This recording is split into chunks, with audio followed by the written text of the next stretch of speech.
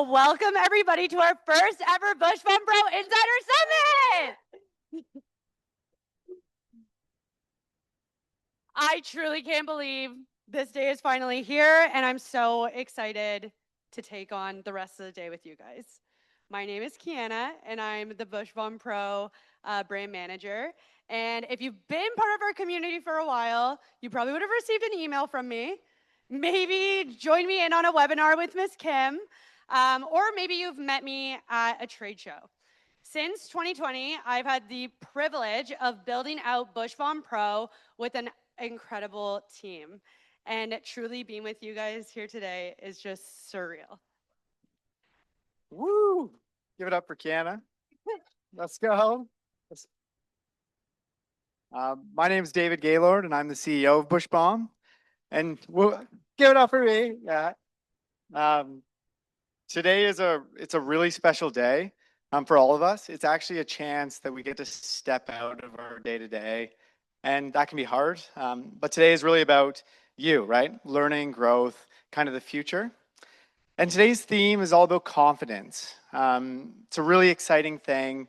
First off, it's about confidence in yourself, in your business as an esthetician. I know you all live incredibly hard lives. We saw it in the panels. You're the accountant 1 minute, you're the finance person, you're the marketer, all while treating and servicing clients, right? It's really, really difficult. So today is about taking lessons, things that you can bring back to your treatment, your service room, that gives you just one more level of confidence. That's what we're all after. And then the second is confidence in your partner. At Bush Bomb Pro, everything we do is really with you in mind. We're a pro-first brand, from our product launches to our education and all the resources we provide. And today we're doing something that's like really scary for us. We're revealing to you a lot of our future, a lot of our product roadmap. We're going to be launching 4 new products and sharing that with you. And yeah, that's like crazy. Yeah. And the reason we are doing that is because we believe that's what a good partner does, is we want to be in this future with you, and we want you to leave here today and feel confident that Bush Bomb is the right partner for you today, as well as deep into the future. And with that, take it in, take notes, really think about yourself and your future, because this room and everyone on the live stream are leaders of this industry. You really, really are. And this event is about taking that to a next level and kind of building it all with all of you. So yeah, we're really, really excited.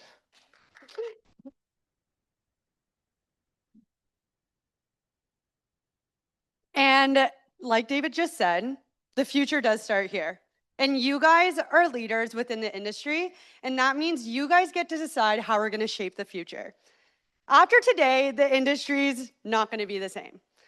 Today is about innovation, going above and beyond within the excellence of your service room, and just really leaning into what it means to be a professional.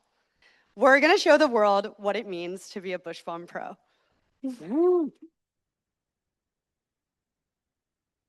And like David said, we're revealing our 2026 roadmap to you guys. And it's a little bit nerve-wracking, but we know you guys are just as excited as we are. So we have so much coming to you today. We have 2 expert panels that feature 6 estheticians, and I can't wait to get them up here soon. We have 2 product demos, one featuring the waxing queen, aka Elda, and another wax demo featuring our in-house esthetician wax junkie, Kim. Seriously, so excited for that. And finally, we're going to be going through a new industry leading protocol. So you're not going to want to miss any of that. To start, we wanted to go through the industry, a little bit of the economy, where the industry is going, data, trends, that kind of thing. But before we start, I want to ask a good question. How's everyone feeling about the economy? If you're feeling good, raise your hand. Anyone? The one guy in the back feels good. Who's not feeling great about the economy? Not sure, right? Yeah, there's a lot of uncertainty. I think what's going through all of your minds as a business owner is if you're not sure what's happening with whether it's inflation, tariffs, all kinds of things, it can just affect your confidence in your ability to make decisions and think about your next steps, whether it's hiring someone or growing your business. But I'm really happy to say that the wax industry, there it is. So the wax industry as a whole in North America is growing at a really strong rate. Compared to other industries, the growth that's expected year over year is really strong. And why that is obviously, it's a very consistent industry, right? People go to their waxes and they repeat on it. And generally, what's kind of come to be is that waxing is quite recession proof. So you should feel really, really confident in your business. And then lastly, your clients, they definitely consider waxing a true essential in their routine and their lives. So although there's kind of fears of the economy, what's happening, changing, but you need to be very, very confident in the industry you're in because it is growing at a really good rate. Little high five for that. Little let's go. Yeah. And right now, our second trend is that clients are definitely favoring local and boutique locations. I think COVID really changed this and helped people shop local, right? So in the early 2000s, European Wax Center became known to be, they launched, they kind of took off. And at that time, everybody thought European Wax Center was going to take over the corporate world. And I just realized probably half the audience is Canadian. So what European Wax Center is they're the biggest chain of waxing salons in the US. They have about 1,000 locations.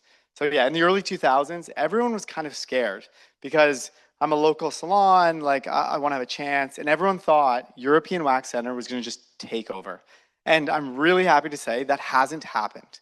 European Wax Center, their stock price is actually down almost 90% since they launched. And this year they announced that they're actually closing locations. So that's like shocking. And the reason why that is happening is because you all know this. It's so relationship driven. We heard it in the panels, right? Everyone loves their Estie. They love their teammate. They love the person there. And then what that leads to is you genuinely have a deep trust and love with your clients. And I said this recently at a talk, but as an esthetician, you might see someone more than someone sees their siblings, right? You see them every 4 to 6 weeks, right? You build this like deep trust relationship and you probably know more of their secrets than other people do, which is kind of amazing. And I'm super proud to announce that Bush Bomb Pro has now passed 15,000 pros, which is amazing. Yeah. And then the third thing we're seeing, and you're all probably feeling it, is that clients are demanding more. So the world has changed, things are getting better, bigger. Your clients are looking for better experiences. And how that comes to be, as a kind of local, smaller boutique, or maybe you're growing in the industry, you do have to focus on your branding. And that means many different things. So that could be your booking software, that could be your website, could definitely be your social media.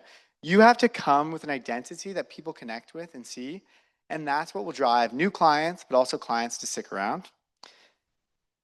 Having amazing retail aftercare is huge. In the past, it likely was a bit of an afterthought for some people, but right now and deep into the future, aftercare, what you send clients home with will be so important. And then lastly, the back bar is totally changing. We heard it from Kim, but the vajacial service back bar went from being a service that existed and people kind of did it out of necessity, where it's genuinely turning into a wellness experience. And the world of wellness is booming. And this is so critical that you can get in now to differentiate yourself and as well offer that amazing service that takes a wax from something that someone sees as a necessity to something that they deeply want to go to because it's such a good experience. And we're really proud to say that Bush Bomb Pros, we think, have a really good advantage right now. So we have Bush Beads. It's now being known as the less painful wax. So this is something you can start to put on your signage, you can start to put on your socials, you can start to put everywhere because people genuinely see that as a differentiator. So that really will help you stand out. The second is obviously aftercare. We're known for it. We started as an aftercare brand. Skincare is really where we've been known. And then the last, which is probably the most exciting is every 3 months we launch our limited edition scents. And I don't know if everyone knows this, but we launch those 1 week early to estheticians, and then we put it on our website, and we don't put it anywhere else. It's just you guys get it. A week later, our website gets it, and then pretty quickly after that, it sells out. And what's been amazing because of all of you is that there's been many times where we almost can't put it on our website because you pros buy it so quickly, we sell out so fast, and that is just amazing. So thank you so much for that.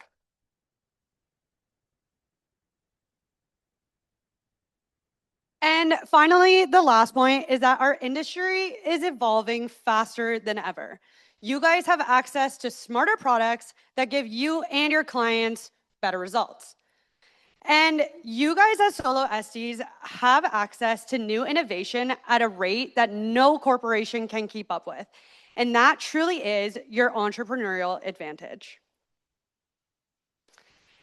And we truly believe that our industry is hot, but the hottest thing about our industry is our Bush Bomb Pros. So let's give it up to you guys. We truly wouldn't be here without all of you guys today. So thank you so much. And so before we dive in, just a little bit of housekeeping, especially for our virtual audience who are just signing in now.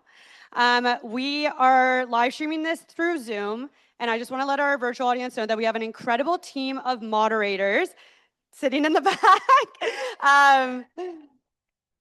So our team of moderators are here to answer any of your questions for those on the live chat. Please use the Q&A function on Zoom to ask any burning questions, and then use the live chat feature to engage with us and send us any love. There will be a break at 6 o'clock where we will go through any burning questions live on stage. So definitely keep the curiosity coming. Throughout our presentation, we are going to be dropping some early access signups to our new product launches. I'm not going to say how many, but I'm just going to say there's going to be a few. So whenever we drop those early access links, click the link and sign up for those early product launches. What that's going to give you is an entry to our $1,000 Bush Bomb Pro gift card giveaway. So the next 4 hours is going to be a lot of education. It's going to be a lot of fun, and it's going to be a lot of community building. So stick around and let's have so much fun. So without further ado, who's ready for our first product launch of the night? I know I'm ready. So I'm going to introduce and bring up on stage Miss Amanda, who is our Director of Product Development, to take it away.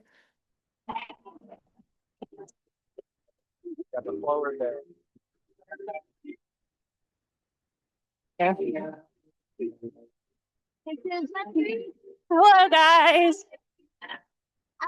Thank you, Kiana. I'm so excited to be here tonight. You know, I told the team I wouldn't present unless I could live out my millennial moment and walk out to This Is What Dreams Are Made Of. Have the headset. We're just missing Italy right now. So thank you, everyone, for joining us tonight. This moment is truly special. It's our first reveal of the evening. Are you guys excited? Yeah. Amazing, because this is more than just a reveal. It's about rethinking protocols. It's about redefining aftercare. It's about giving estheticians what they truly deserve in their back bar. Originally, this was scheduled for a 2026 launch, but I think you guys see on social media, we've been kind of sneak peeking the reveal. So this is coming to you guys next week, next Wednesday, October 15th, on National Esthetician Day.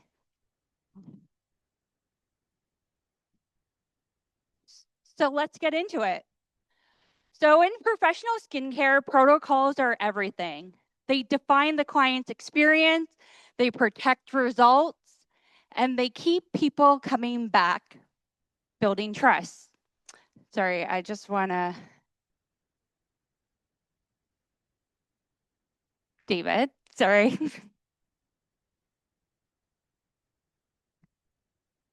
Can you make this smaller? Just want to make sure I give you guys everything. All right, so as I was saying, they keep coming back. They keep people coming back. There we go. But there's a minor problem. When it comes to aftercare in the service room, the back bar is missing something. For the first time, we're introducing a product that will elevate the standard of care in your services. Because the reality is, the product that's on the market isn't working hard enough for you or your clients. Bulk antiseptics are too harsh. They strip. They're irritating your skin instead of protecting. Multi-purpose sprays, they sound convenient, but they're not designed for estheticians or for the reality of hair removal. Oh, and too often, aftercare products they come from hair removal company that are just dabbling in skincare and not from Skin First brands. So the result, the back bar gets treated like an afterthought. But in reality, it's one of the most important moments of care and trust. You heard from Kiana. Clients want aftercare. It's what they expect from you. And with this product, we're taking those consumer insights and bringing them back to your back bar. So the product development team got together, they put their heads together, and we asked, what if Estes had a spray that was barrier safe, and antimicrobial without sting, supports skin recovery and strengthens the skin barrier, designed for pro first, and turns aftercare into a ritual clients remember. That vision led us here. And what we created is something designed to change the way you think about pre and post hair removal care. And since this was built for esthetician, it feels right to have one reveal it with me. Let's take a look. Superactive Skin Spritz, the spray with a little attitude and a lot of expertise. This dermatologist-approved formula is powered by hypochlorous acid, a natural anti-inflammatory and antibacterial molecule your body already produces to help protect itself. Think of hypochlorous acid as your skin's built-in defense system, but bottled. SAS works hard to fight bacteria, calm inflammation, and support skin recovery. From bikini line to brows, SAS helps reduce visible redness, supports your skin's natural barrier, and helps leave the skin soft, balanced, and refreshed. Whether you're fresh off a wax or battling breakouts, soothing sensitive skin, SAS is your go-to skin savior.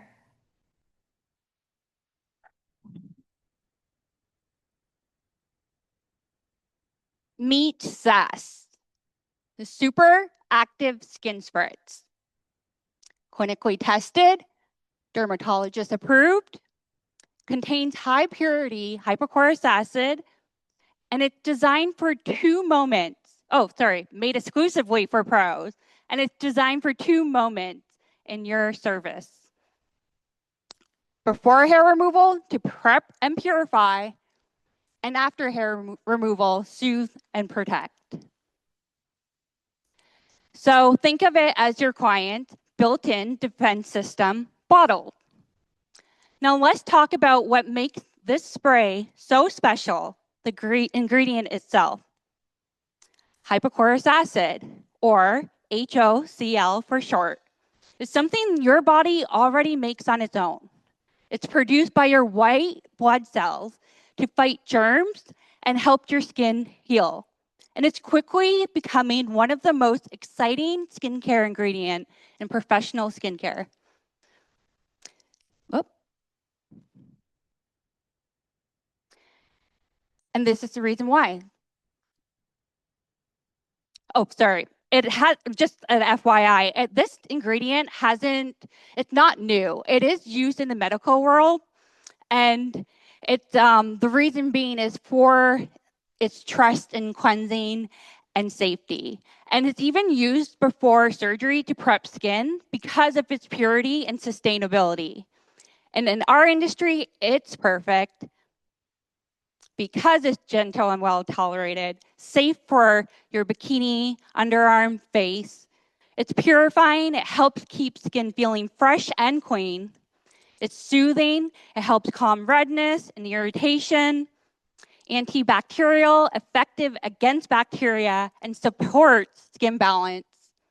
And it's safe. Suitable for daily use, which is perfect for your services.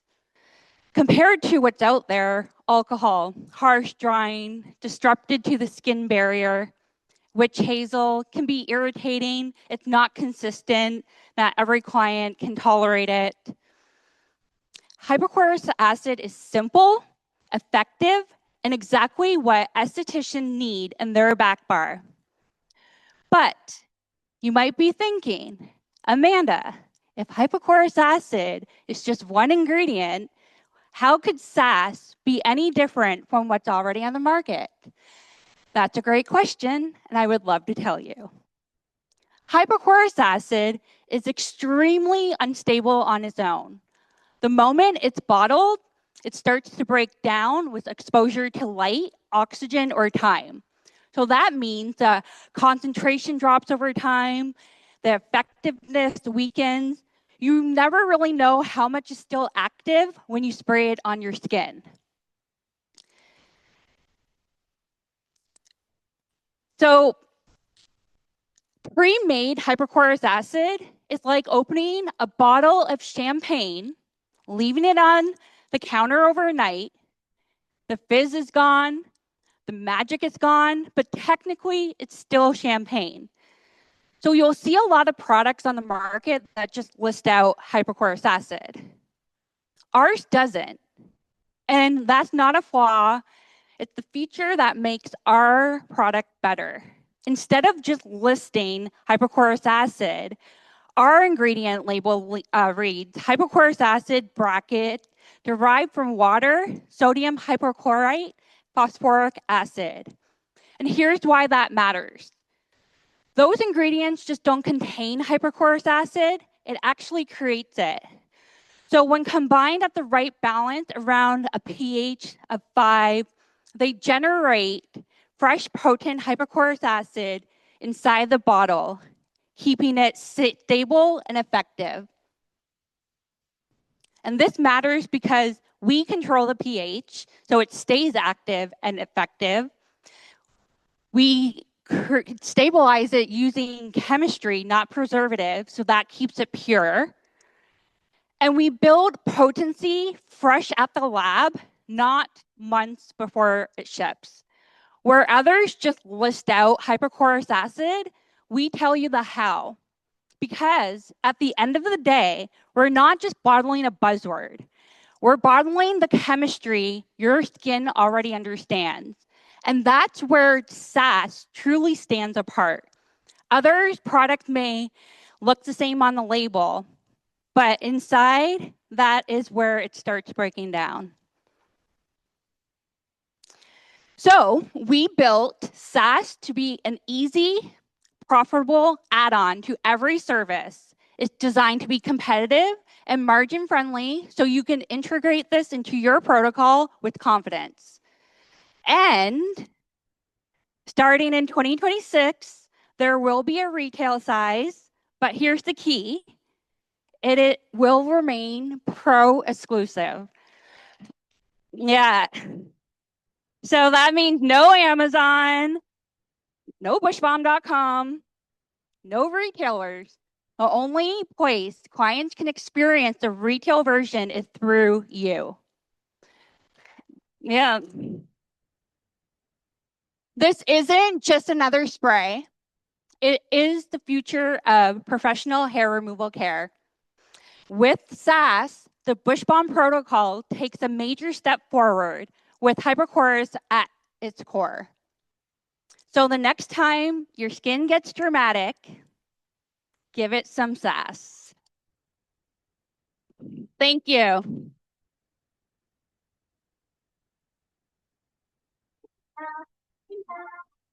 It is a dream made of.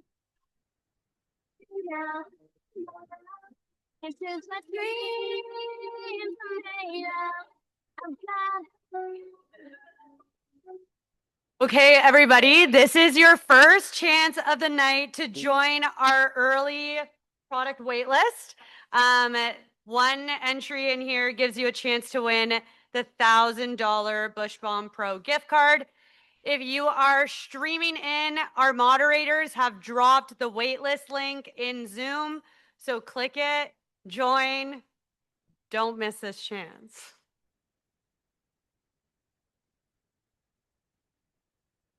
You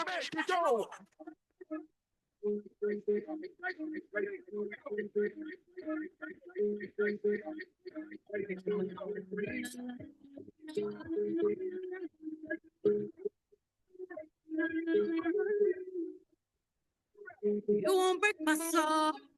You won't break my soul. You won't break my soul. You won't break my soul. I'm telling everybody, everybody, everybody, everybody. Now I just fell in love. Okay, so next we're going to be diving into our first panel of the night. And I think everybody's going to love this one. So without further ado, I want to introduce up to stage Brianna, Janice, and Katrina.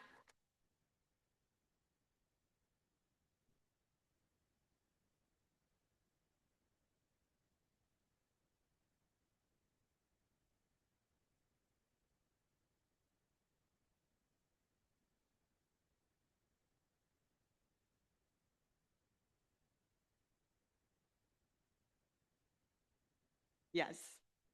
Ladies, welcome. Hello.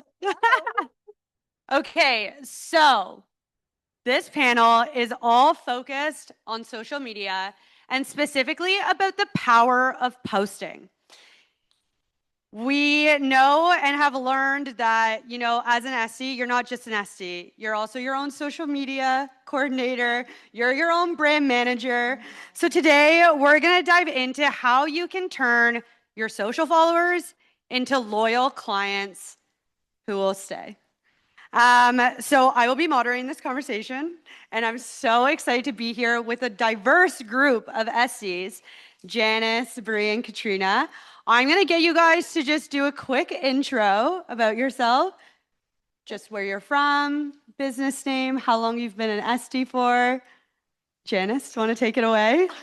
So I'm Janice. I'm out in California. My business is Andrea's Refined Aesthetics, and I've been licensed 5 years in November, actually. So I'm excited. Yeah. And are you a solo SD or do you have a team? I yes and no. I am solo, but I do sublet to other small businesses as well. I actually just opened up my second location. I know. And this one is actually more of like a full service. So I actually did just rent out my first hair station also, which is kind of exciting. I'm sad because her first day is tomorrow and I'm missing it. I know, but she understands. You're welcome. But yeah, I'm really excited. So Thanks for being here. yeah, I know. Next. Hi, everyone. Hi, my queens. Woo! My name is Katrina. I'm the owner of Tropics Gal, which is literally like 5 minutes down the road. So if anybody wants to come over and make some content tomorrow, I'm so down, especially for the Americans. Okay. I have 5 girls now with me, 4 estheticians and 1 executive assistant because social media is not made for solo. It's too exhausting and hard. So I needed some help. I became an esthetician because we did. No, yeah. How long have you been an SD I've been for? an there we go. I've been an esthetician for 14 years now. I love that. Woohoo! Awesome. And last but not least, Okay. I'm Bree. I own the Naked Pineapple. It's in Fort Wayne, Indiana, and I opened right before COVID. And I opened my salon literally a week after I graduated SD school. Yeah, so now I have it's a little over 4,000 square foot salon, and I have about 14 people there. So it's a good time. It's a good time. I love that. Well, ladies, I invited you up here with me today because you guys are all like social media queens. And so I need to know, what was your first viral moment? Janice? It's actually kind of funny. So for me, my viral moment, actually, I was doing a Brazilian service, and I tell a lot of my clients like not to hold their breath just because I've had some scary experiences. And I actually ended up telling her to stop breathing. And I think it was just like that raw, genuine like we were just cracking up. It was like such a big blooper, like just like the raw genuineness between her and I, and how well we just connected in that moment too. And we were just giggling and laughing, and I decided to post it, and I think like within like 24 hours it was at like 15 million views. Yeah, so it was crazy, and I think that's like the coolest thing is just being yourself and being genuine.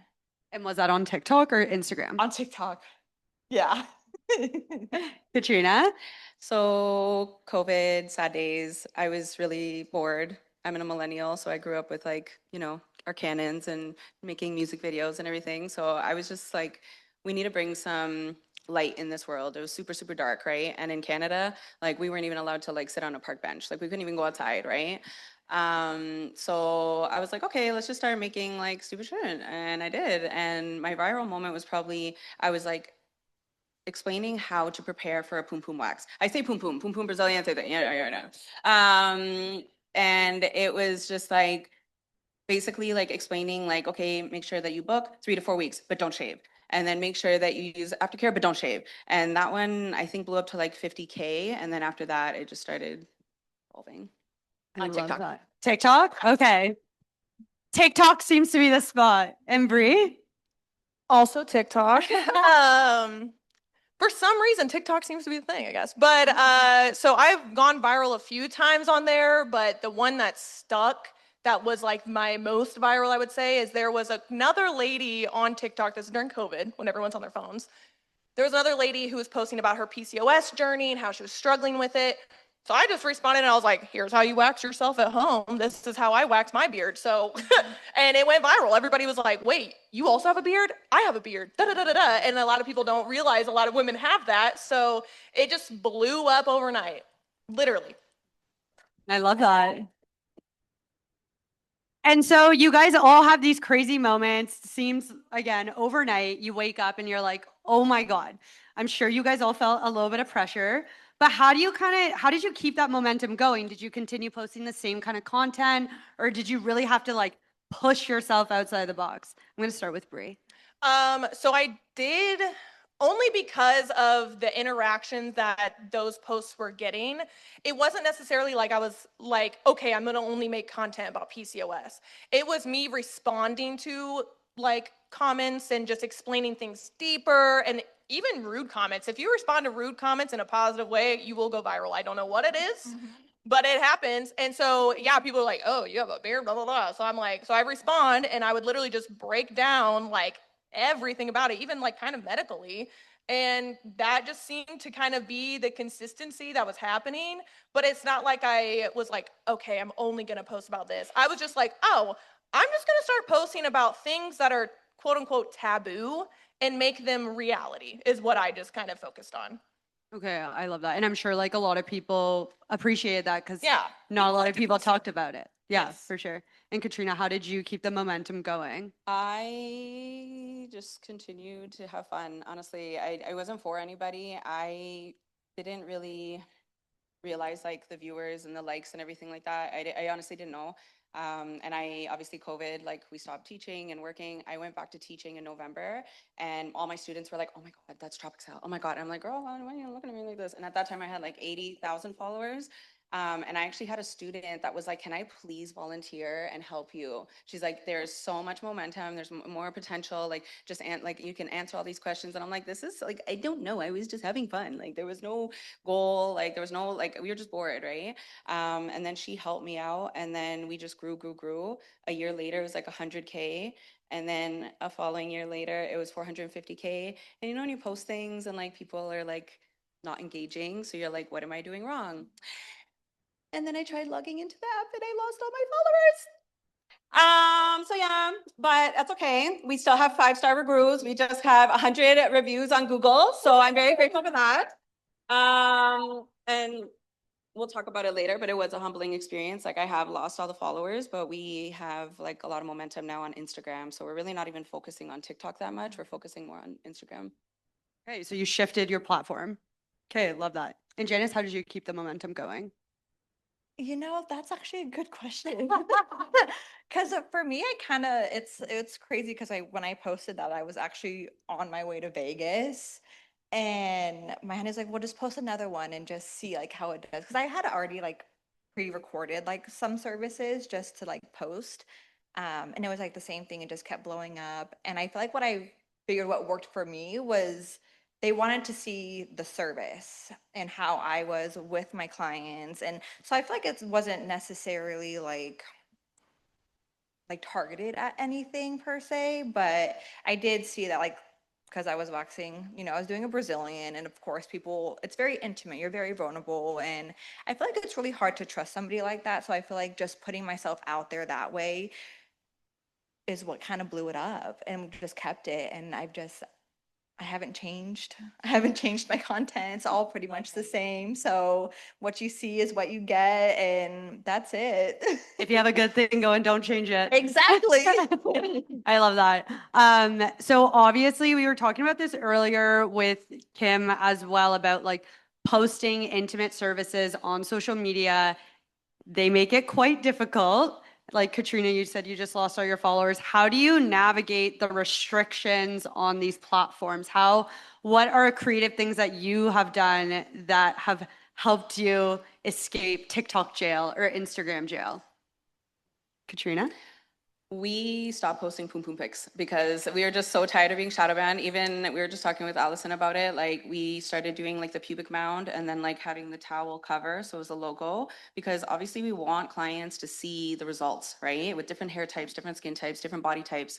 And then I put my booty up on there and it was like, oh, banned for, sexual content. And then it was just like me in a bathing suit, but I'm like, if I was skinny, probably I wouldn't be banned, So it is like really hard to navigate. And like, unfortunately, I find that the social media world is extremely racist. And if you have any melanated girlies, like they don't want to promote it, right? So that's my goal in life in general. Like I just want equality and like for diversity and everything. But I still just make funny content. Like I really don't post any Brazilian before and after. People know us for Brazilian waxing and sugaring, but I gave up, girl. We're just having fun at work. Like it's not even, we're just having fun. Okay, I love that. Bree? So if you go to my Instagram and you look at, I actually have videos of me doing a Brazilian from the angle we see it. So how I get around that, some have been taken down. But I actually, since my name is the Naked Pineapple, I literally just put a ginormous pineapple sticker over the actual vagina, not just the vulva, but just the vagina. So, because that's really the part they're like most upset about, if they can see like any of the labia or anything. So I just make sure the pineapple, which even if you're something called peach, whatever, you could just do a giant peach. Like just make it's still your brand. And then also that's kind of a way to watermark it in a weird way too, that like is inconspicuous. But that's the main, I've even posted an underarm wax and that's gotten removed for nudity. So yeah, and it was a man. It's crazy. They were like, this is a vagina. I'm like, what? I don't know about that, but sure. But so don't get discouraged. If you do have to appeal things, I think that's a big thing to know is sometimes you do get a chance to appeal things, not all the time. But if it is, honestly, we are good judgment characters of what we think is appropriate and what's not. We know what we're dealing with. So if you have something that's showing something, don't be shocked they take it down. Maybe just repost it cropped or cover whatever they're upset about. But most of the time, if you appeal it or repost things, they will let it go as long as you fix whatever the issue was. Okay, I feel like that's like really good advice. Yeah. It's like important to not be discouraged right away and try it out some other way. And I want to add, most of this is AI stuff. It's not like it's like a literal human going through all these videos and is like, Nope, not to that. It's an AI thing. It's what they've all generated the algorithms to do. So yes, obviously it's going to be wrong. Like an underarm wax is clearly not an issue, but it's understandable. Okay, it's seen skin, it sees a nipple, they're going to flag it. So it's just make your best judgment, repost things. I understand they will take down, after a certain amount of violations, they will take your account down. So definitely be careful. But Instagram, I don't know if TikTok still has this, they used to, but you do have a way to contact them directly. Is it gonna take forever? Sure. But if they are constantly removing your stuff, you can contact them. I've done it. I've contacted Instagram directly and I'm like, listen, you guys are taking down stuff that is not inappropriate. Like I have stuff that is, and that's still up. So they will listen to you, especially if you have a business account, and it doesn't matter about your followers. This is when I had like 4K. It wasn't like I had a ton of them. So they don't really care about that. They do care about what content it is though. Yeah, that's super fair. And Janice, how do you navigate getting flagged? Or do you get flagged? I do all the time. We're rebels. It's so fun. But it's like so crazy because if you guys seen my content, like you don't see anything. But that's where I feel like I'm gonna kind of piggyback. But on the opposite, it's like I do feel like the follower count does matter. Because Yeah. for me, you can't see any skin. Like you see their feet and that's it. And that gets flagged. And so I'm just like, I don't know what to tell you. I don't know. I do appeal it and I have a strike on my account, but I'm still praying it doesn't ban my account. But it's a really hit or miss. I feel like TikTok, because they did change like a lot of their guidelines over like the past month or so since the US has taken over. You just gotta deal with it, I guess. And it's really discouraging. Because I feel like that's like I build the community so well there. And now it's like the content that got me here is like not even being pushed out. So it's hard, it sucks. But you just gotta keep posting because for me, at least at the end of the day, like even if it gets like 5,000 views, I might get 1 or 2 new clients out of it, which is still amazing. So you just got to keep doing it, play around with the angles some more. Same thing with with Instagram and Facebook. I get flagged on that every day too, and and I feel like that's just a part of it. You know, and I think like at least like for me, like with the amount of followers that I have, also comes with the amount of hate and jealousy and envy, like being almost envious. So it also just gets reported by a lot of people. Which is unfortunate. I'm gonna piggyback off of that. Like it's the law of duality, right? If you're gonna have a lot of followers, half of them are gonna like you, half of them are not gonna like you. So you have to have tough skin because you're gonna get some really awful feedback. And I learned that the And hard way. yeah, I cried a lot. But it's not personal. They're insecure about themselves and they're projecting it on you, right? But that is something that you have to think about. If you are going to be big or blow up, you have to be able to take it, right? Yeah. And just out of curiosity, and virtual audience, please tune in here as well. But who here has had their content flagged? Okay, so half the room for sure, easily. Kind of leaning into the client aspect of it, once you kind of blew up on social media, how did your following kind of shape your brand and business model? Did you see an effect on it? Yeah. I feel like, well, I don't want to give all credit to social media because even before having my platform and everything, I already had like a very well-established clientele, which I'm very grateful for all my regulars that have been with me for years. But I think the way that I put myself out is what made my following turn into clients because I get messages every day saying like, I wish I can go to you. Like you make me so comfortable. And I think that's like the most surreal, humbling experience is that you guys like me for me. And that's what I'm going to cry. But you know, it's like, it's just like one of those things is like, I was able to connect with you through the phone, you know, and I think that's pretty special. And I think that's what made my business grow even more now. So I'm thankful. I love that. Absolutely. I feel like I made a lot of partnerships with you, bestie. Kiana used to come to my house and like drop off products because I used to have like my mailing address at my mom's and like my grandma answered and she's like, oh, this lovely lady dropped off a box for you. So like obviously you get a lot of partnerships. I also was an international trainer for Bright. So I did a lot of like trade shows in America, and like in Canada, it's very different. Like it's just, we're a bigger country, but we're really far apart. So it's like more expensive for us to travel. Whereas I find in America, like there's so much more motivation. There's so much more community. And I found that like I was losing a lot of my motivation because I was already an esthetician for about like 12, 13 years by then. And I found that it was just like a really nice like pep in my step to like go and like network with other Americans, and like I got so much opportunity. I was forced to leave my house because when I blew up, I was at home. So I did end up moving downtown here, and I have expanded. It's like, having employees is a roller coaster, but it's also a lot of like self-development, right? You really learn more about yourself and like how to navigate like every situation. Because sometimes, I love you, they're in the room right now, but sometimes like it's a lot, it's a lot. And I never thought I'd be like signing a paycheck for anybody, like I was like, I just started like waxing, and I was also, I transitioned my whole business because I was doing manicure, facials, pedicure, and I was doing mobile aesthetics. So I was actually going around in the city and providing services.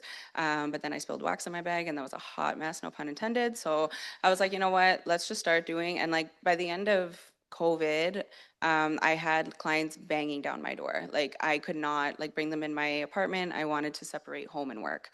So I was really forced to hire new clients and expand. But we built a really good community, I think. So I love that. And Bree, how has your personal following affected the Naked Pineapple? So, because I have so many waxers at my salon, it's benefited them a lot too, because I do get full pretty quick. So they kind of like benefit from that, which is awesome. So then they don't have to worry about their social media, just as me. But honestly, when I went viral a few times, it's not like I instantly got clients from it, which I think is what a lot of people think will happen. I'm also in Indiana, so it's very different there. And social media is not as big. Like California, I feel like everyone and their brother's on it, but we have Amish, so they don't even have phones. They don't even have phones, so it's different. But so for me, I would say the majority of the clientele that I have gotten from being online comes later. So I will form these relationships because especially on Instagram, anyone or their mom can DM me and I will respond to you like you are my best friend. I do not care because I want everyone to feel that way. And if I message somebody, I would want the same. So I have had a lot of clients where I've been messaging them back and forth for a year. And then they're finally like, okay, I'm brave enough, I can come in. I'm like, all right. But it will start from that one TikTok or that one Instagram post or whatever. And it's funny because I also will randomly reshare those things and they'll kind of like re-go viral again. And then those clients who originally followed me from that and wanted to come to me or whatever, they'll see it again and they'll be like, oh yeah, I forgot. I want to go to her. And then they'll come to me and be like, yeah, I started following you during COVID. And then I'm like, girl, it's 2024. Where you been? Yeah, literally. But it does happen. So that's a big thing is I think keep those relationships, even if you don't think they'll amount to anything, they can, and they do. I love that. The reach is unreal. It really is. It's so crazy. And obviously the power of social media is that you can reach people beyond, people in your city. Mm-hmm. But when it comes to waxing, you want to reach local people because you want those people to book with you. Mm-hmm. But I kind of wanted to ask where's the furthest client that has booked with you just because they saw their video? Do you have a crazy story? It's not crazy. I think my furthest client right now, she's driving about 4 hours one way. I know, isn't that crazy? That's wild. Bro, I love you. I was like, but you don't have to. I'm like, somebody. No, I was like, I appreciate you so much. And I a lot of my clients, I was like, I'm not gonna hate you for not wanting to drive because that's crazy. But no, actually, I've been seeing her for about 7 months now, so she don't mind it. So I was like, okay, I'm not gonna force it. Is she coming every 6 weeks? Every 4 to 6 weeks, yeah. Oh. That is dedication. I know, that's crazy. I have a few clients coming from Toronto, so that's a 2-hour drive. And then I had, like back in my apartment, I had somebody come 7 hours away. She drove, and I was like, "Can I cook you some dinner to take home?" Because I'm like, "Did you like, do you have friends here?" And she's like, "No, I literally just came." I'm like, "Let's do a free vajacial because I feel really bad." And I'm like, "Please." And it was this like winter too, and it gets really snowy here for people that don't live here. And yeah, like she came from that far. Recently, I've had a client, she lives in Nunavut, and she flies down here and like she restocks because she's a nurse, but then she goes and like raves in Ibiza. And then when she comes back, she always gets a wax. So this is like a yearly thing. Like she started last year and then she came back again this year. And I'm like, thank you. That's so So, it's really- nice. I love that. Bree? Again, I'm in the Midwest. There's not a lot out there. So I do, the majority of my clientele travels. So most of my clients drive like 2 hours there, 2 hours back, 3 hours there, 3 hours back. But that's normal for us. So I don't want people to think that's crazy for me. But the farthest client I have, she's in Nashville. I'm in Fort Wayne, Indiana. That is a truck. That is a drive. I don't know how long that is. I've never actually mapped it out because I would feel guilty waxing her for only 15 minutes and then being like, bye. So I've never looked it up, but she started off as a like local client. She's a travel nurse, and then she was like, I got waxed in Nashville and it sucked. I'm never going back. Blah blah blah. So then now she travels. She comes every 6 weeks, and she's never late. She's never no-showed me, and so it's crazy because I'm like, I have people who literally live down the street that have, and you are literally I mean, I'm sure that's like an 8+ hour drive that she's making. That's wild. Yeah. That's why there's no nice. excuses. She has family there still. So she'll make a little weekend out of it. So then I don't feel too guilty. But sometimes I do like extend her service because obviously I want the tea. Like you literally live in a different city. I need to know what's going on there. So I do extend her service. Wow, I love that. You're never firing her as No, a client. no. And No. so since going viral, guys, I'm sure again, like there's like pressure to keep up with posting all the time. Right now, like on average, how often would you say you're posting a week? Oh, a week.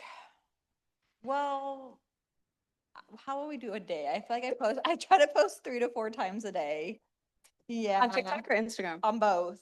Yeah, that's commitment, girl. Yeah. If Michaela was here, Michaela. Yeah. This week it's definitely been a lot less just because I really want to fully immerse myself in this experience and this opportunity being here in Canada, which is amazing to even say that. So I'm excited. So like this week, I think it probably posted like once a day. So that's like a little bit, but it's fine. But like typically 3 to 4 times a day, Yeah. 7 times a week. Mm-hmm. Wow. Yeah. Katrina? That's amazing. We post 4 times a week. Reels. I love that. So your focus is instead of static posts, you're really focusing on reels. And then we're just basically resharing all that onto TikTok. And I'm doing like a 30-day challenge where I'm just like posting on TikTok every single day right now because I found the TikTok scheduling apps, which is game changing. Love that. Bree? They make me sound awful. No. I post on my story 30 times a day, honestly. I'm annoying on my stories because I always want to stay at the front. That's my goal. I'm always at the front. So I'm like, yeah, I mean, it might be something stupid, but I'm posting it. I might be throwing away a steak. I'm posting it, but it's always on my story. And so I'm always in the front. I'm always first in there like, bro. But actual grid post reels, I'm not gonna lie, I slack on that. Only because I feel like when I was writing that momentum during COVID in 2021, for sure, I was good about it. I was posting every day. I had a very creative mode, I guess. And then after that, I was just like kind of writing. I'm like, I'm booked and busy. I have a wait list. Like I can't even get people in. I'm turning people away. I was expanding. So I was more focused. I was like, social media, what I got on there is going. It's doing its thing. People are seeing it, whatever. And then I feel like I was focused on the growth my first like 2 years. I was really solidly focused on growth, growing clientele.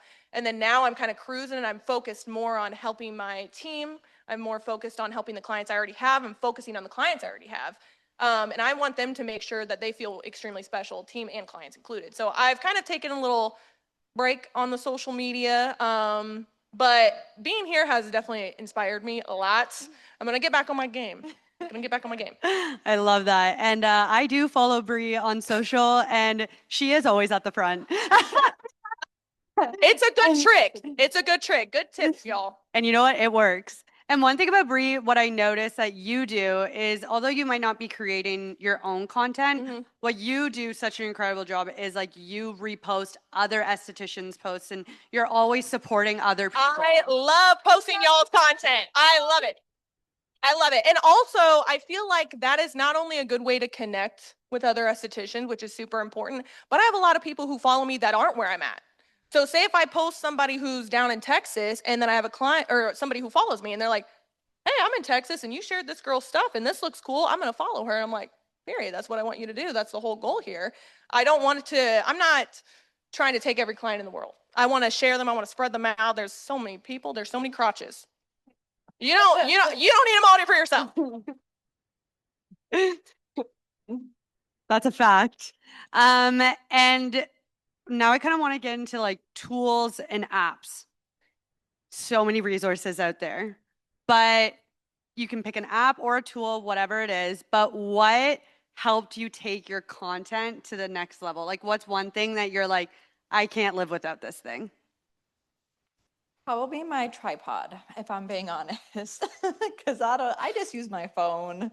And I wouldn't be able to get a good angle if I didn't.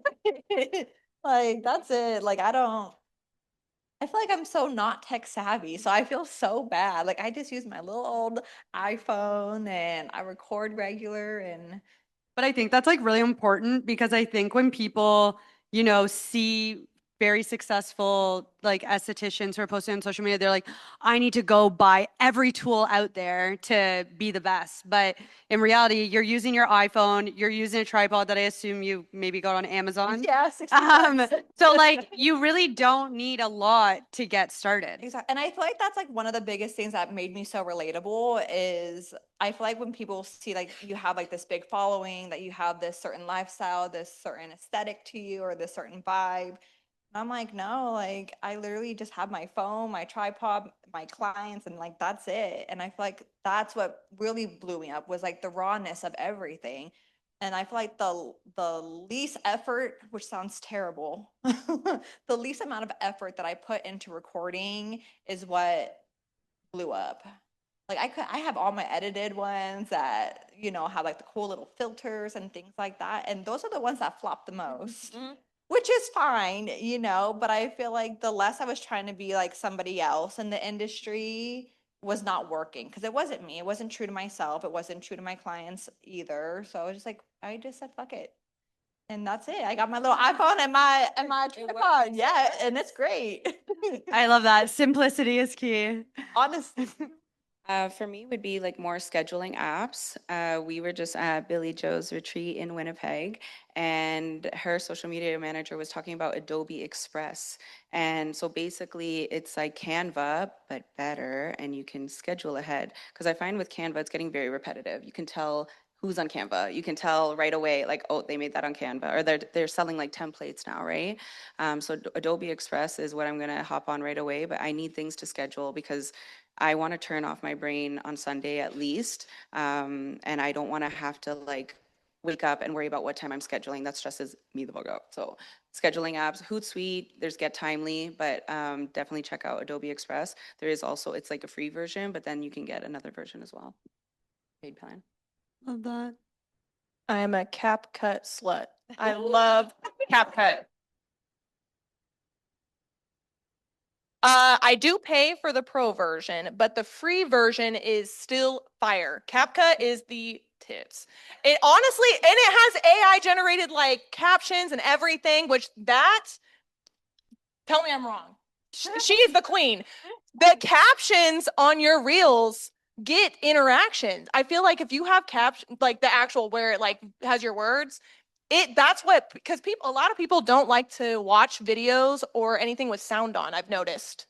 So if you, yeah, I don't. So yeah, the captions are amazing. So that CapCut is the best for that. I feel like, I do have Some words I don't enunciate apparently, per CapCut, but most of the time I very rarely have to go in and fix anything. I feel like a lot of other apps that I've used, if I try to do like the auto-generated stuff, I'm like, that's not what I said at all. Like, I'm completely lost what you're trying to get. But for some reason, CapCut is like, it never misses. So I tell everyone, especially like my little like new SD clients that are like, yeah, I wanted to go to you because, you know, I'm new, blah, blah, blah. I'm like, download CapCut right now. Literally, I'm like, this is the only option you have. Same, I do tell people to download Canva too, though, to get started. Because it is nice to have the templates to kind of get the idea at least. And when you're newer, people aren't going to like really notice or hate on it too much. Once you have been in the industry for a while, then it's like, okay, we've seen that graphic like 8 times. But I'm not against Canva at all. Okay. Yeah. Who here uses Canva? Okay, everybody. I love it. Yeah. Yeah. So I'm gonna be diving into our final question, but it doesn't mean we're ending here. We're gonna allow some Q&As to come from the crowd and come from our virtual audience. So now's a good time to start thinking about what you want to ask these lovely ladies. But my final question to you guys before we dive into that is, what do you see for the future of aesthetics on social media? We know this industry is forever evolving. What do you kind of see being next on social? Bree, you can go. Oh yeah. I'm so psycho. I think about this stuff all the time. I genuinely, kind of to piggyback off what Jana said too, I think the whole curated perfection thing is going down the drain. I don't think people like it anymore. I think people are sick of seeing fake stuff. I don't think people like it. I think people are sick of comparing themselves, especially clients. So yeah, it is cool to post your little Birkin bag that you got because you wax a lot and whatever, and that is dope, and you should obviously feel proud of yourself. Maybe put that on a close friends. Or your personal page. Yeah, or your personal. I think a lot of people are kind of getting away from that. I think the future of the aesthetics industry is going to be more about like being authentic, what you actually do and don't see in the treatment room, what it really looks like to have a bag full of trash. Like, it's not going to be the perfection anymore. I don't think that's what we're going to see anymore. I love that. I agree And I'm with looking you. forward to it. Yeah, me too. Show me a day in the life. Yeah. That's what my stories are. Katrina? Live shopping for sure. Highly recommend following Gary Vee. I know he's a little aggressive sometimes, but he literally told the future about TikTok and Instagram, and like he's projecting like the next 5 to 10 years. Everything is going to be like live shopping, and you're already seeing it with shoes. Like, look at with all the tariff situation in China, right? Like, they are selling Birkin bags directly to us now, and it's all live shopping. And like, honestly, it's the easiest thing. If you can ship out, like, take 20, 30 minutes out of your day, show all your new Bush Bomb Protex and tell them the ingredients, tell it what it does, and like, they will buy right away. And like, you can also wear merch while you're on live, and they're going to be buying your merch, right? So there's so many opportunities. And then yes, absolutely be authentic. Like, we are all different. Stop trying to be like everybody else. Okay. We are all different. We are all living our human experience, and like, we are created differently. And I feel like we're like, oh, we want to be like this person because they have 100,000 followers. That's not you, boo boo. And that's not your demographic. And that's not your city. And that's not, like, there's so many things. So like, do you, and like, I love that you just use like a camera and a tripod. Like, I'm like, damn, why am I investing so much money in all these different apps? But no, like, you can be raw and authentic. And like, it's always like the low effort videos that do blow up too, right? And then when you put your makeup on and all the hours, and it's like, oh, okay. Yeah, exactly. But live shopping, highly recommend. Shoot, I don't even know what to say after that. Like, that's my ideas. But I feel like just kind of more like repetitive is we all do the same thing given what country or state you're in. I feel like the biggest thing that's different is yourself, and show it. Like, you make a difference on somebody, and I think that's what's important, right? So I feel like that's it. I don't know. Like, just be yourself, be true, have a fun time, record with your regular clients, and then see what happens. People like that. For sure. And I think kind of Katrina said this really well earlier. Like, I think, social media, it's so easy for it to feel like a chore. But as long as you're having fun with it, I feel like that's the most important part, because if you're not having fun, your audience will probably see that. Oh, 100%. They could see right through everything. They're going to feel And they'll tell you. Yeah. 100%. Yeah. I mean, even if you're just like not posting the same, like, you're like, it seems, I'll try to fake it low key sometimes. I'll be like, actually, I'm having a good day. You know, not, and I'll get people who will message me and be like, hey girl, like, is everything good? I'm like, dang, y'all really be peeping stuff. But that is what you want. I mean, cause that's the thing at the end of the day, you can post only the good stuff. And yes, that will get you clients, of course. But I will post stuff that I screw up. Like if I drop a bag of wax, I'm posting about it because I'm sad. And I want other people to feel sad for me. And and it happens. So, but I think being realistic about stuff, I think that's where everything's just going to keep going. And I think that's the best thing for our industry. And like you said, everyone is literally so different. Clients aren't coming to you because you're good at waxing. I know that's kind of controversial. You can really be taught how to be a good waxer. You cannot teach personality. You just can't. And yeah. So I think for me that like that's honestly what's kept my business even going. It's just me being like who I am. I'm like, listen, you see what you get. This is what you're getting in the treatment room. This is what you're getting online. This is what you're getting at home. This is me, full throttle. And I think that in our industry, maybe not even that long ago, it was very more like, oh, we're proper and da da da da, and we're soft spoken and da. I'm like, I'm loud. I'm annoying, and that's what I want my clients to also be. So, and like, but the thing is you can also have like I've built up the salon. I have people who work there who aren't obnoxious and annoying like me. They are soft-spoken, they are quiet, and then they'll get those clients, right? So I think it's good, even if you're just networking, right? Say if you have someone that's close to you in your town, and you both are solo waxers. She has a very calm spirit, you're crazy. Send over your calm clients to her. You're not going to lose anything. You're only making her better, and then it will be reciprocated. That is how it goes. So I have tons of friends in my town. There's tons of like, I have multiple salons that are only waxing salons, which is what I am. Not even 5 miles down the road. I will send people to her. I'm like, listen, your vibe, you would love Mary. I'm like, go to her. Like, I have no issue doing that. And then those clients will appreciate that in the long run. And they might send their friend or their mother-in-law or whoever they think will fit your personality, they'll send them to you. And that's the whole thing, I think, with social media, especially because it is just growing at an exponential rate, that when you see the realistic side of everything and then you see all these people and then we're a giant community, people won't be so like, oh, I feel like I'm cheating. I'm going to blah, blah, blah, and I'm cheating. They'll literally be like, oh, Bree told me to go to her. Okay. And they'll be confident in it. I think that's something that I'm really looking forward is no longer being in competition with the person down the street. You know, I'm in California. There's wax literally 3 doors down from me. And I just feel like I think is really cool. And I feel like I've seen a lot more change in that is that it's no longer competition. It's just like, oh, like, let's go help out our neighbor. Like We're getting our the SD cattiness. besties. Exactly. So I'm excited.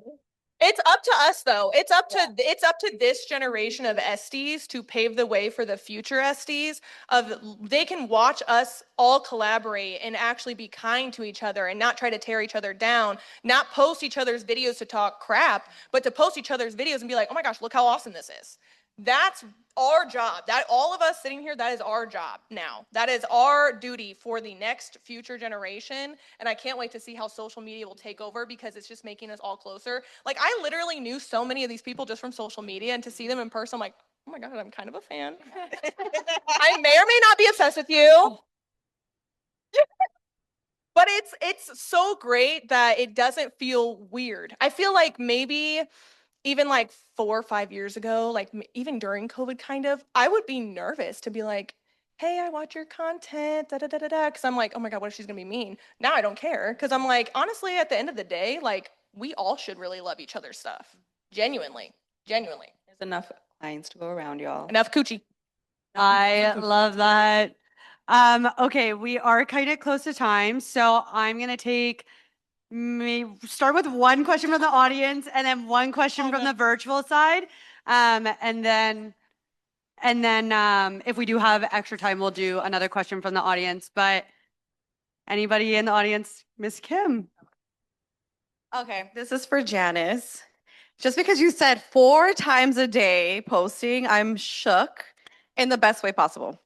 So do you when you post these, obviously, or I'm just asking, do you like post them, what is it, like a time post? Yeah.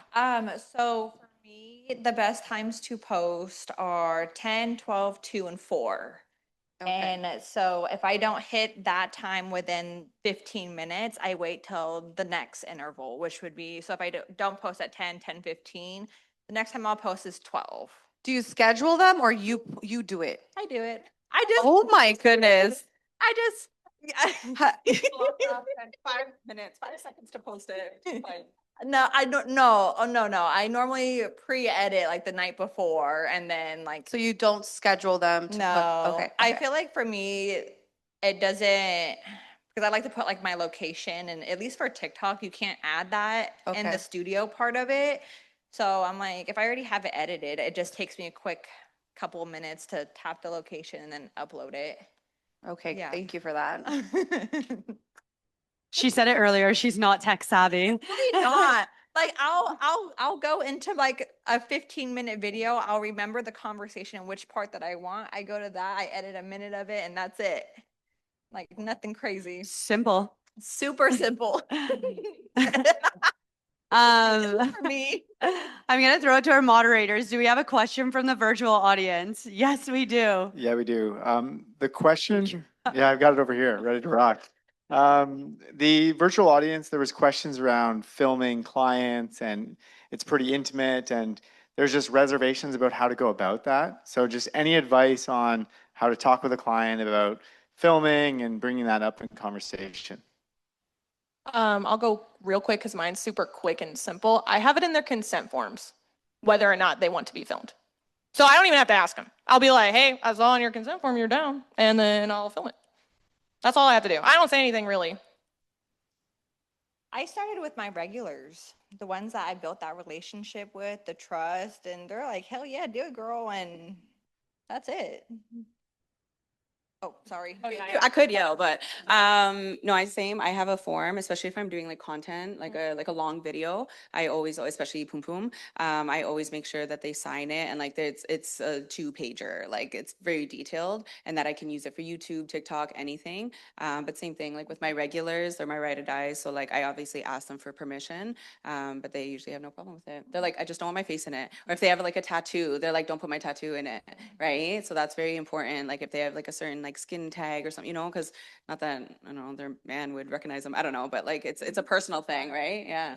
Well, you never know where they've been, girl. Exactly. I've literally had dudes comment on the video and be like, that's my girl. I'm like, bro, it's only her thighs. How'd you know? I'm like, dang. Literally, I'm like, period. Okay. And Indiana's a small place. Yeah. Yeah. The Amish. The Amish. Um, Shout out Amish. Okay, so I think we're at time. But keep the questions coming as at 6 p.m. we will be doing a quick Q&A for 30 minutes on stage for any questions the virtual audience has. That'll be a time for the in-person audience to just go out and grab a snack. But if any of these panelists are around, we'll get them on stage and answer any other burning questions for you guys. So keep it coming on the virtual side and in person. Keep the brain going. Hopefully we have time to go through them later. But ladies, thank you so much.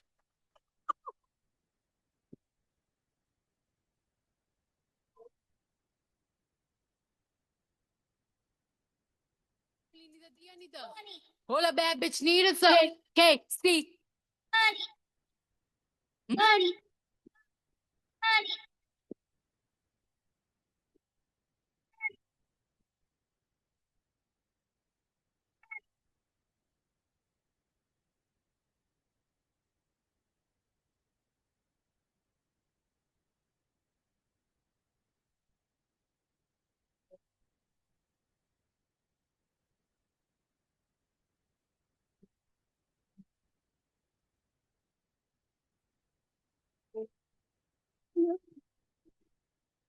It's me. I already know you can't take the heat. It's staring at me. Okay, everybody. I know we all kind of want to stretch our legs, but the show has to go on. And we have another panel. our in-person audience, if you guys want to step out for a second, stretch your legs, go for it. I just ask that you do it quietly so it's not disrupting the next panel. I would like to invite Miss Erica to present the next panel for us.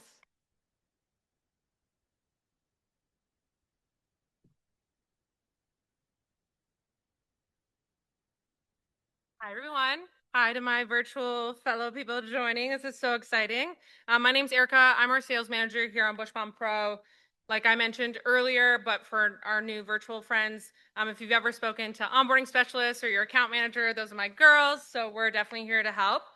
But there's a hot topic when we talk to a lot of our SEs, and it's all about retailing. So I'm super excited to be joined by some really great panelists here today. 3 of our top SEs of 2024, and I'm sure they're on track for 2025 as well. So please join me in welcoming our retail panel. What I really want to see is the, I don't really need a D, I need the, all a bad bitch need is a KC. Money.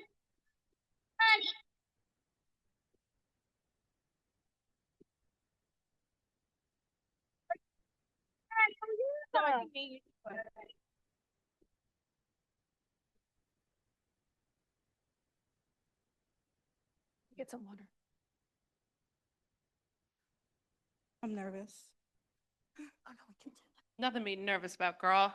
Oh, we did right. Yeah. Okay, we got it. Alrighty. Thank you all for joining us. Retailing is so exciting to chat about.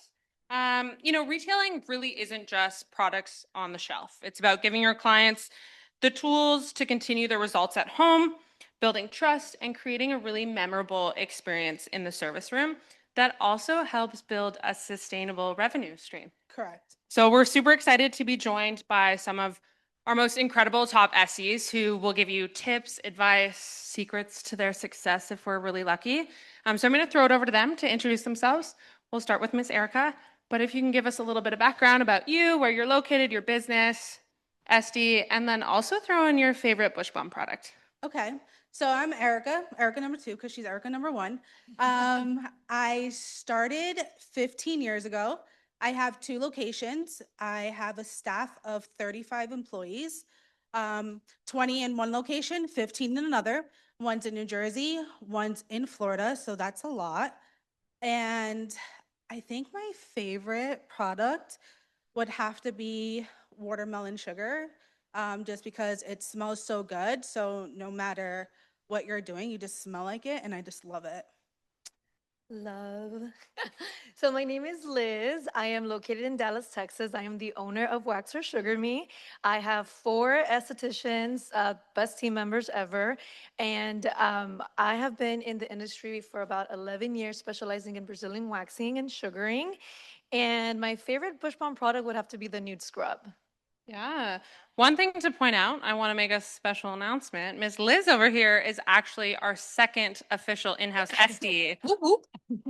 So big congratulations to Ms. Liz. We're so excited to have her as part of our team. Ms. Sam. I'm Sam. I'm from Ottawa, Ontario. So right here, I'm a solo SD. I have 2 locations, and I have been in the business for 16 years. Oh, and my favorite product, Roller Rescue. I'm a Roller Rescue. Oh, okay. I get it, girl. So each of these amazing SEs have grown their business and revenue by incorporating retail products, but they all started with taking the risk and overcoming their fears. I mean, selling is not easy. I'm going to start with Erica. Erica, I'd love to kind of have you take us back in your journey when you first invested in retail and kind of how it unlocked some growth potential for you. So when I first started, jumping into retail is very scary, right? You take that risk of, 1, picking a product that you may not sell. You're now adding more to your plate, right? Because now I have to do inventory, I have to do the ordering, I have to go out and look. So for me, it was very, very hard, but I also wanted my clients to experience more than just waxing, because waxing is a moment, right? But us as educators or as waxers, our job is to continue their well-being, their skin, and to educate them more. I can educate you as much as I can in the room, but it's kind of like a shampoo conditioner. I could shampoo your hair, but it's up to you to condition your body and your hair past my wax room. So that's what led me to have retail, and plus it was more income for me. Was it scary, your first investment? Oh my God, it was so scary because like I invested, I don't want to say the company, but I put thousands and I'm like, yeah, I'm gonna sell it. All my girls are gonna sell it. And it did nothing that I had to do like giveaways and like throw it in the trash. Do you remember when you got started with Bush Bomb? Yes, I do. You guys reached out to me on social media. I was posting like Brazilians on social media. They reached out to me, and then I met you guys in the West Palm Beach. And they were like, yeah, I sent you a message. I was like, yes, you did. Da, da, da. And then ever since then, I scrapped all my other retail and I only have Bush Bomb. Yes, girl. We love an all Bush Bomb studio. Liz, when you think back to your journey when you started retail, like what was your first step in like setting up your shelf? Like when you step one, order the products for sure. What was step two like? So step 2 for me was education, ladies. I feel like at the end of the day, educating is not only going to benefit you, but it's going to bring that confidence. So when you're in the treatment room, you're able to not only speak with elegance and confidence and key terms such as like, this has tea tree oil, it's going to help to prevent ingrowns. I mean, your client is going to build that relationship with you, and all because you decided to invest in your education, which by the way, Bush Bomb does have one thing that I love to really put this out there is they are really good about having an education, like, I don't want to call it a back part, but like basically the menu, what is that called? Where they can click on the education and basically like you can do onboarding with them.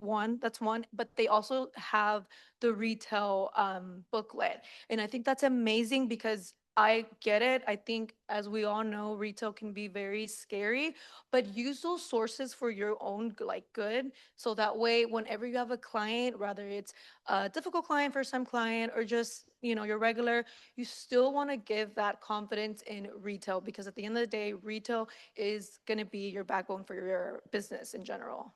Absolutely. If you haven't checked out our retail strategy guide, it does live online under our education and resources, but there's also so much more. There's like sell sheets to learn about the products specifically, but we do try and give you a ton of resources. And also our sales team, like our account managers and our onboarding specialists, we're there to kind of help, start your journey and build your confidence because it can be tough.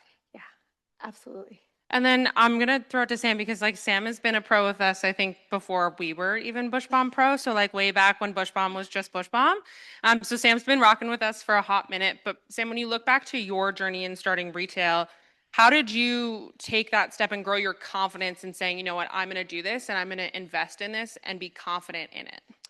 I was pretty lucky going into it because before I was on my own, I already retailed Bush Bomb at another salon. So I was already pretty educated with the product. I used it on myself. So investing that money at the beginning, of course, it's going to be scary. So I reached out. Amanda was my first account manager. And what's really cool about having an account manager with Bush Bomb is they will actually curate and customize your first order. If you want to do a smaller order, if you want to replace a couple products, they will absolutely work with you. So I was super, super lucky to have her and have her guidance with this. So I was able to kind of pick and choose the products that I really, really wanted to carry on my shelves and really want to showcase. So I felt confident and comfortable when that box came in and I was like, hey, these are all my fave products. I know I can get these off my shelves. My clients are going to love this. It was an easy sell for me. That's awesome. And we used a lot of that info to build our starter kits that live on our website from a retailing perspective to say like, we're going to get you started with the best of the best, make it a little bit easier for you. Obviously, we know these are our best sellers. And so it also helps build your confidence exactly when you know, okay, these are the products I should be getting started with. And you're confident that they're going to fly off your shelves. Super cool. Obviously, we love a retail journey.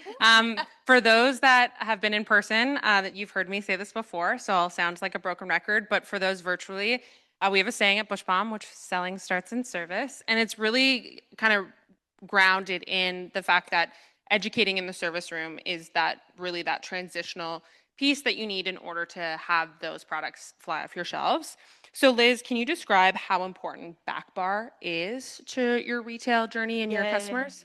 Besties, Back Bar is everything. Like when I say that's the first introduction, when it comes to, client care. And keep in mind, you are using something that you're going to be able to show the client, but also they're going to be able to feel it. They're going to be able to actually see it in real time. And I think we owe that to the back bar. The back bar, in my opinion, is truly like the backbone of retail because you're able to describe it, you're able to explain to the clients thoroughly, and you're showing it in real time.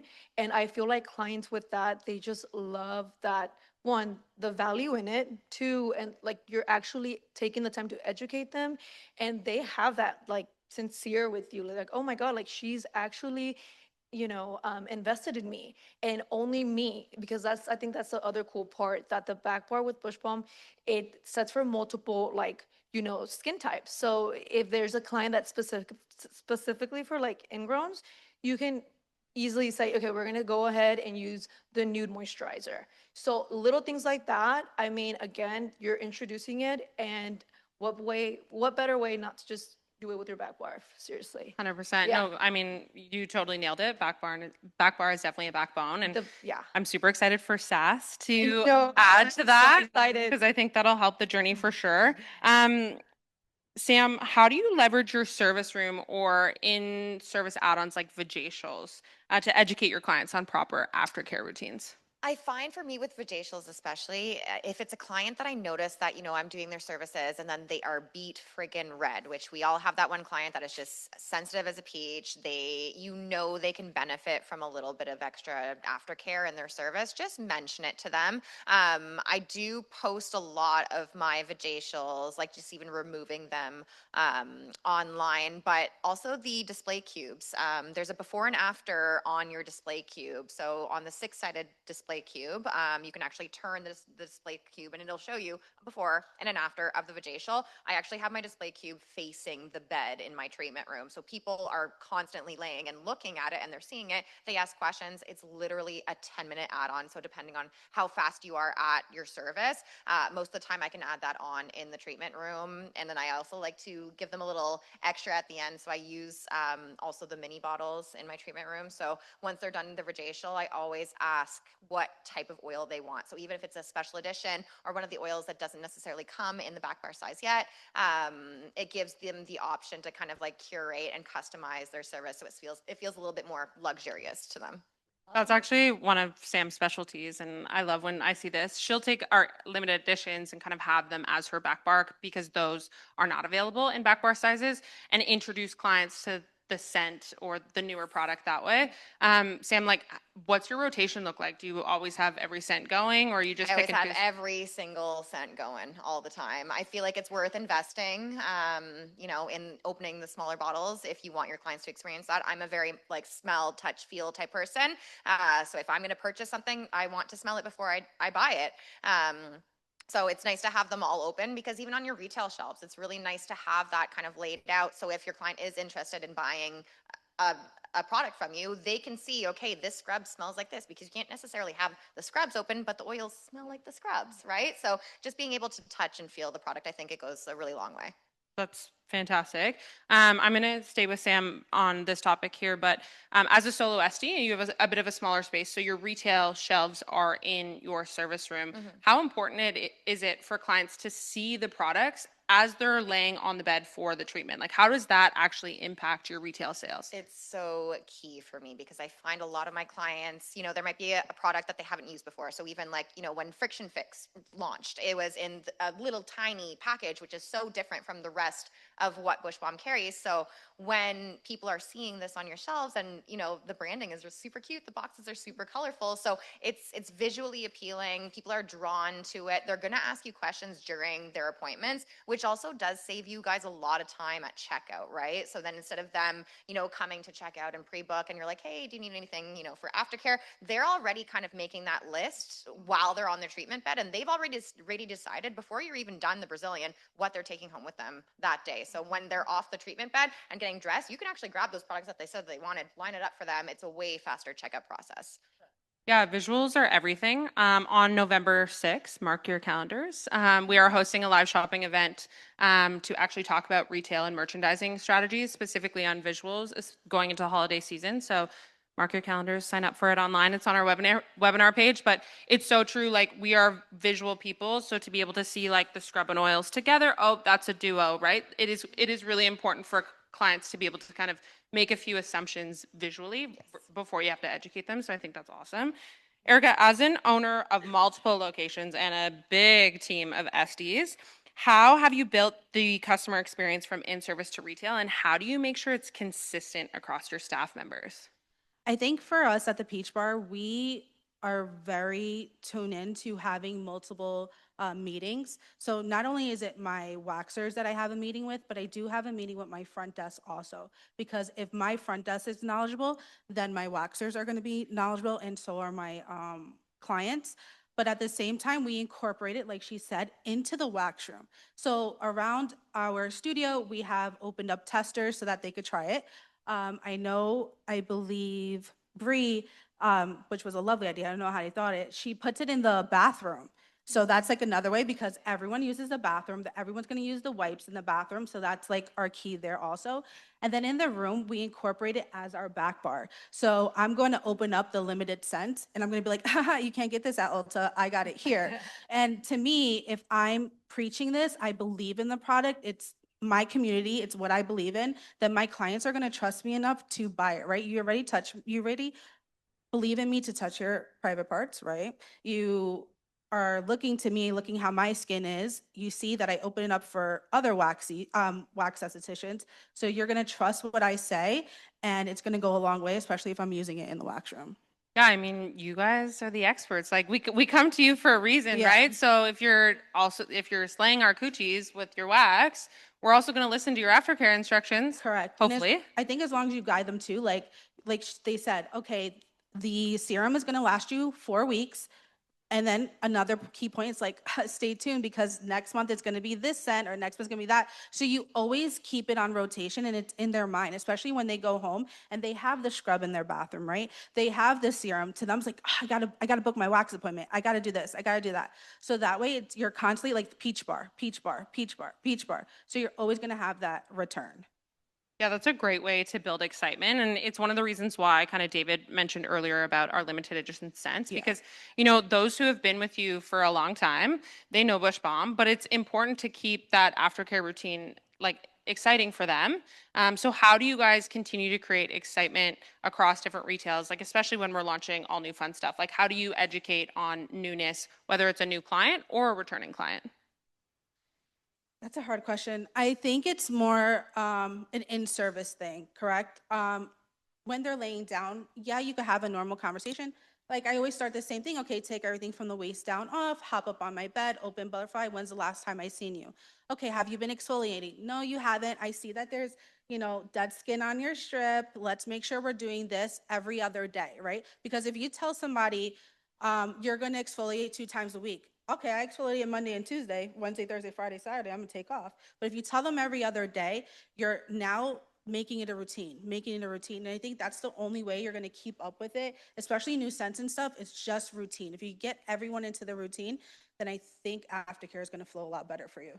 Yeah, and I mean, they kind of hit on all the points of it. It starts in the service room. Yes. And that those conversations genuinely just flow more naturally when you think about it from an education perspective versus I'm selling this to a client, right? So, Liz, I'd love to kind of hear your perspective of how you kind of maybe shifted your mindset to say like, oh, I'm not selling, I'm just educating. Like, how did you overcome the fear of like, oh, I have to sell?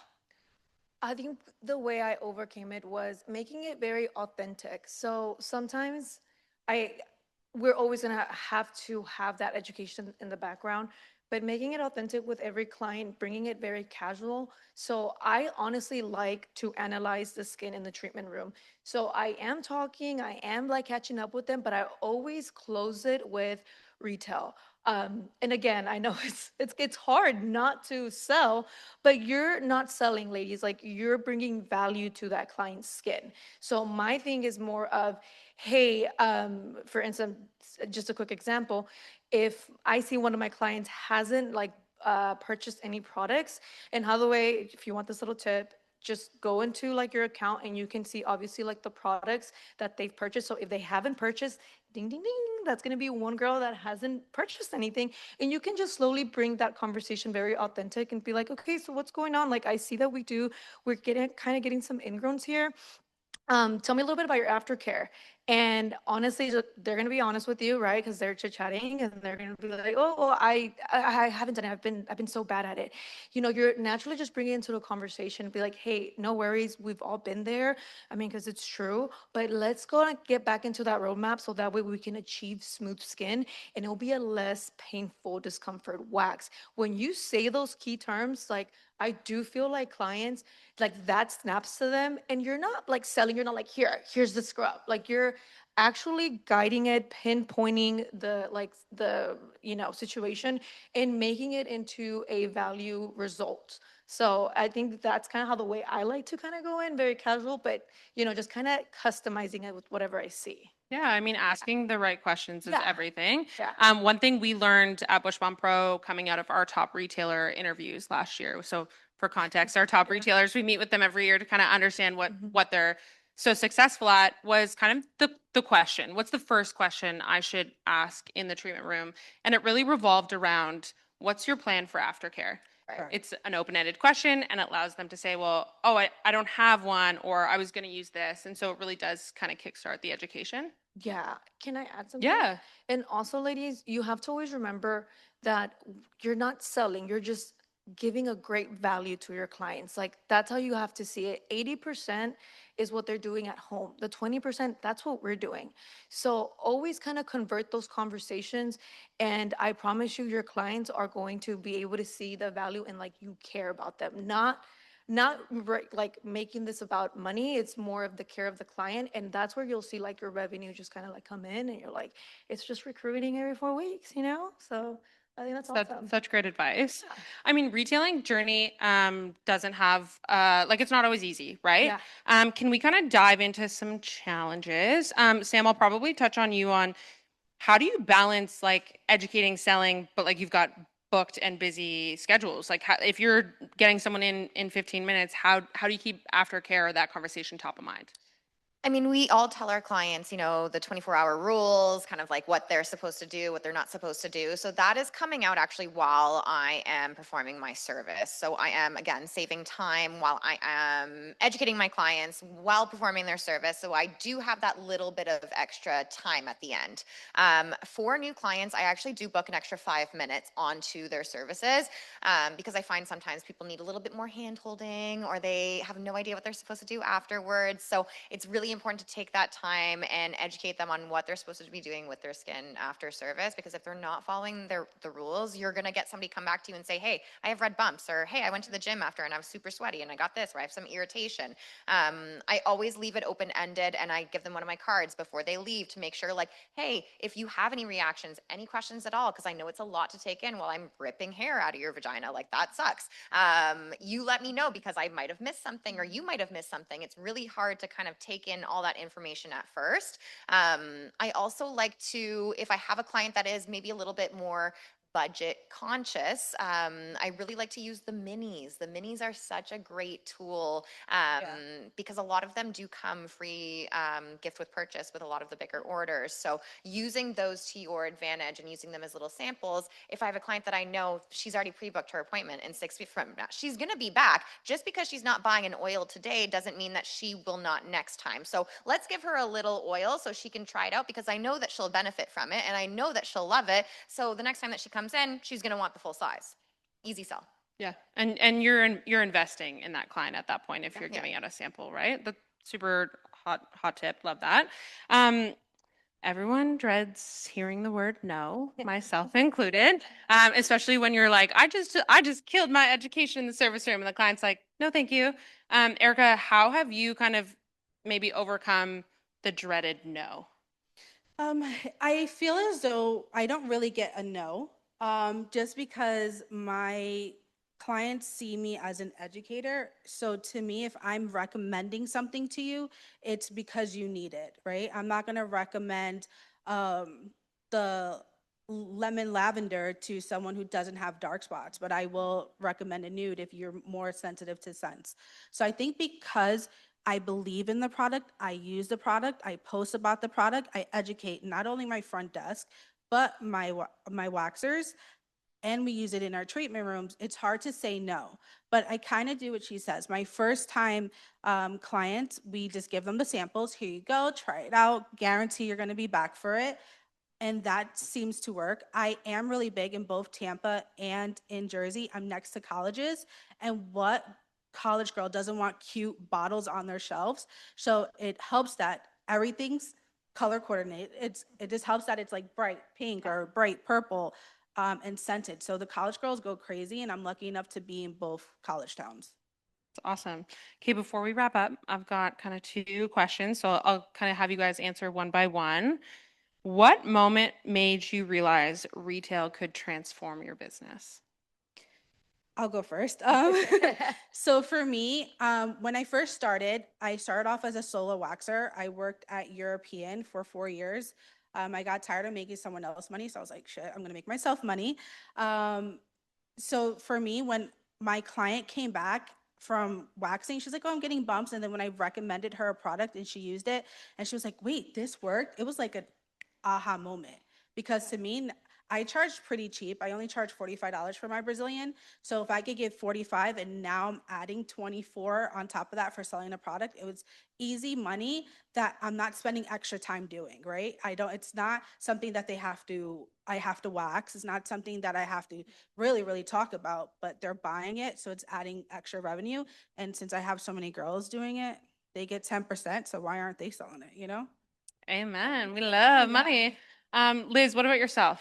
Well, I mean, to be honest, it was the money. Like I was like, the fact that I was able to make $300 to $700 just in sales, ladies, like not even your services. I mean, that was like a game changer for me. It choked me out. I was like, oh my God, you know? And I think with that, it just really made me realize the potential of just by communicating, just by making a authentic conversation in your treatment room and talking about the importance of aftercare with your clients and having it on demand, like literally having it visual. Here you go, this is yours.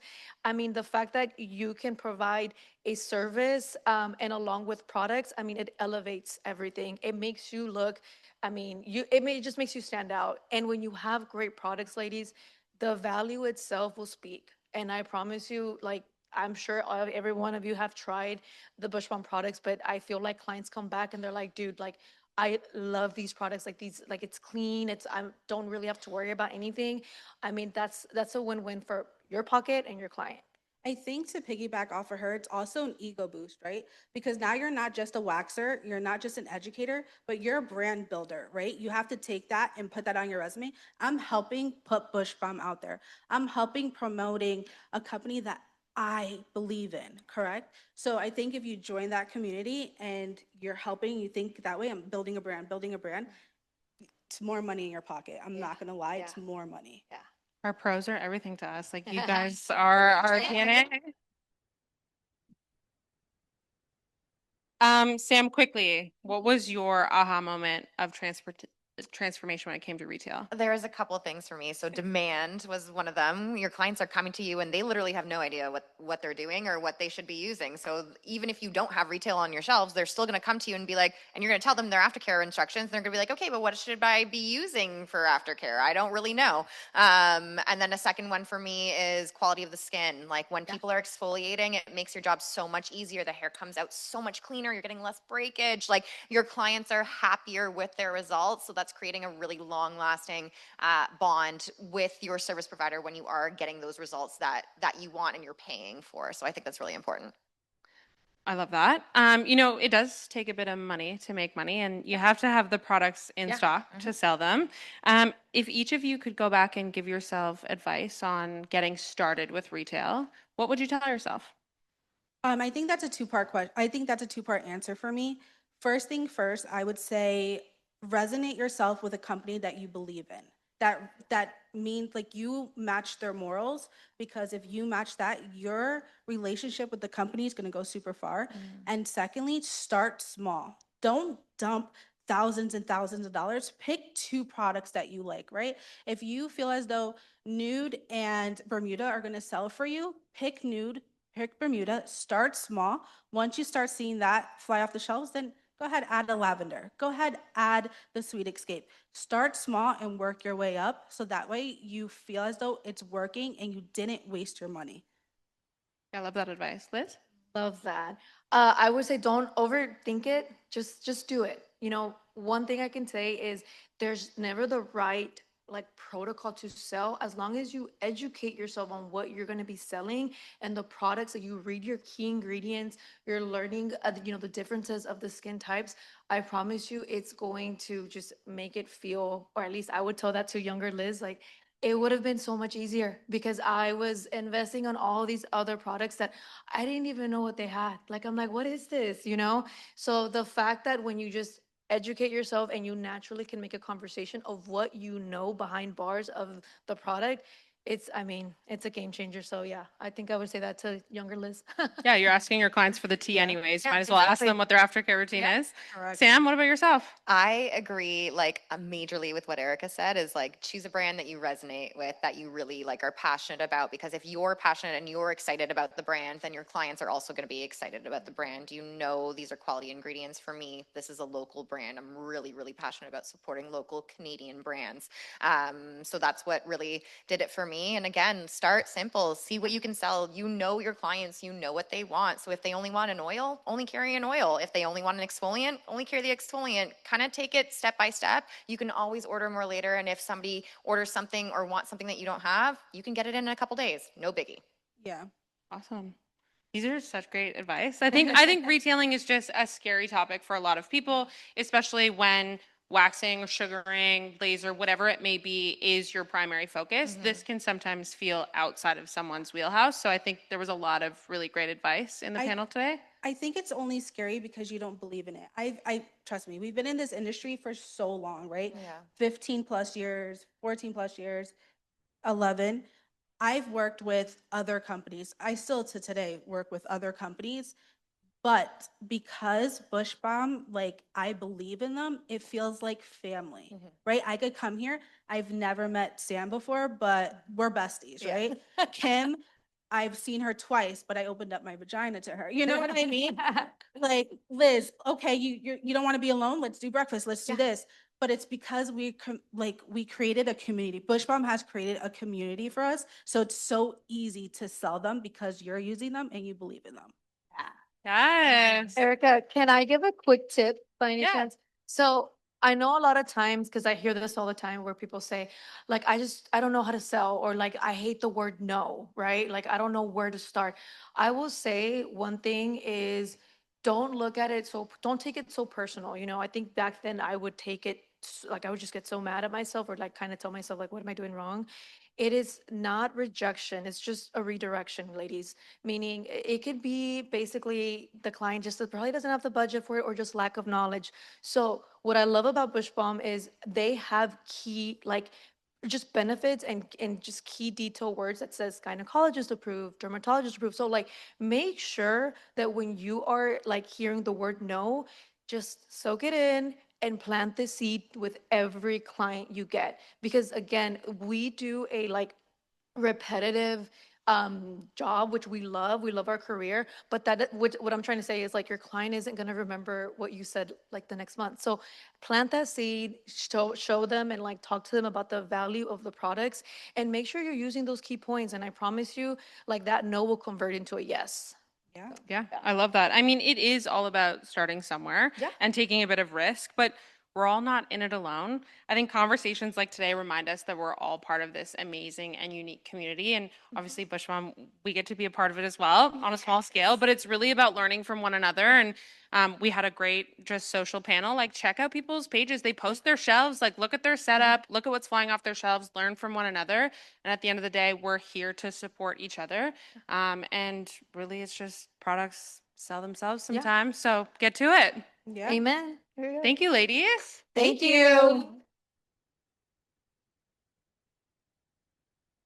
I'm going to invite Kiana back up to lead into our Q&A session. Oh, you want to take some questions? For sure. Does anyone have any questions? Yeah, let's get a mic.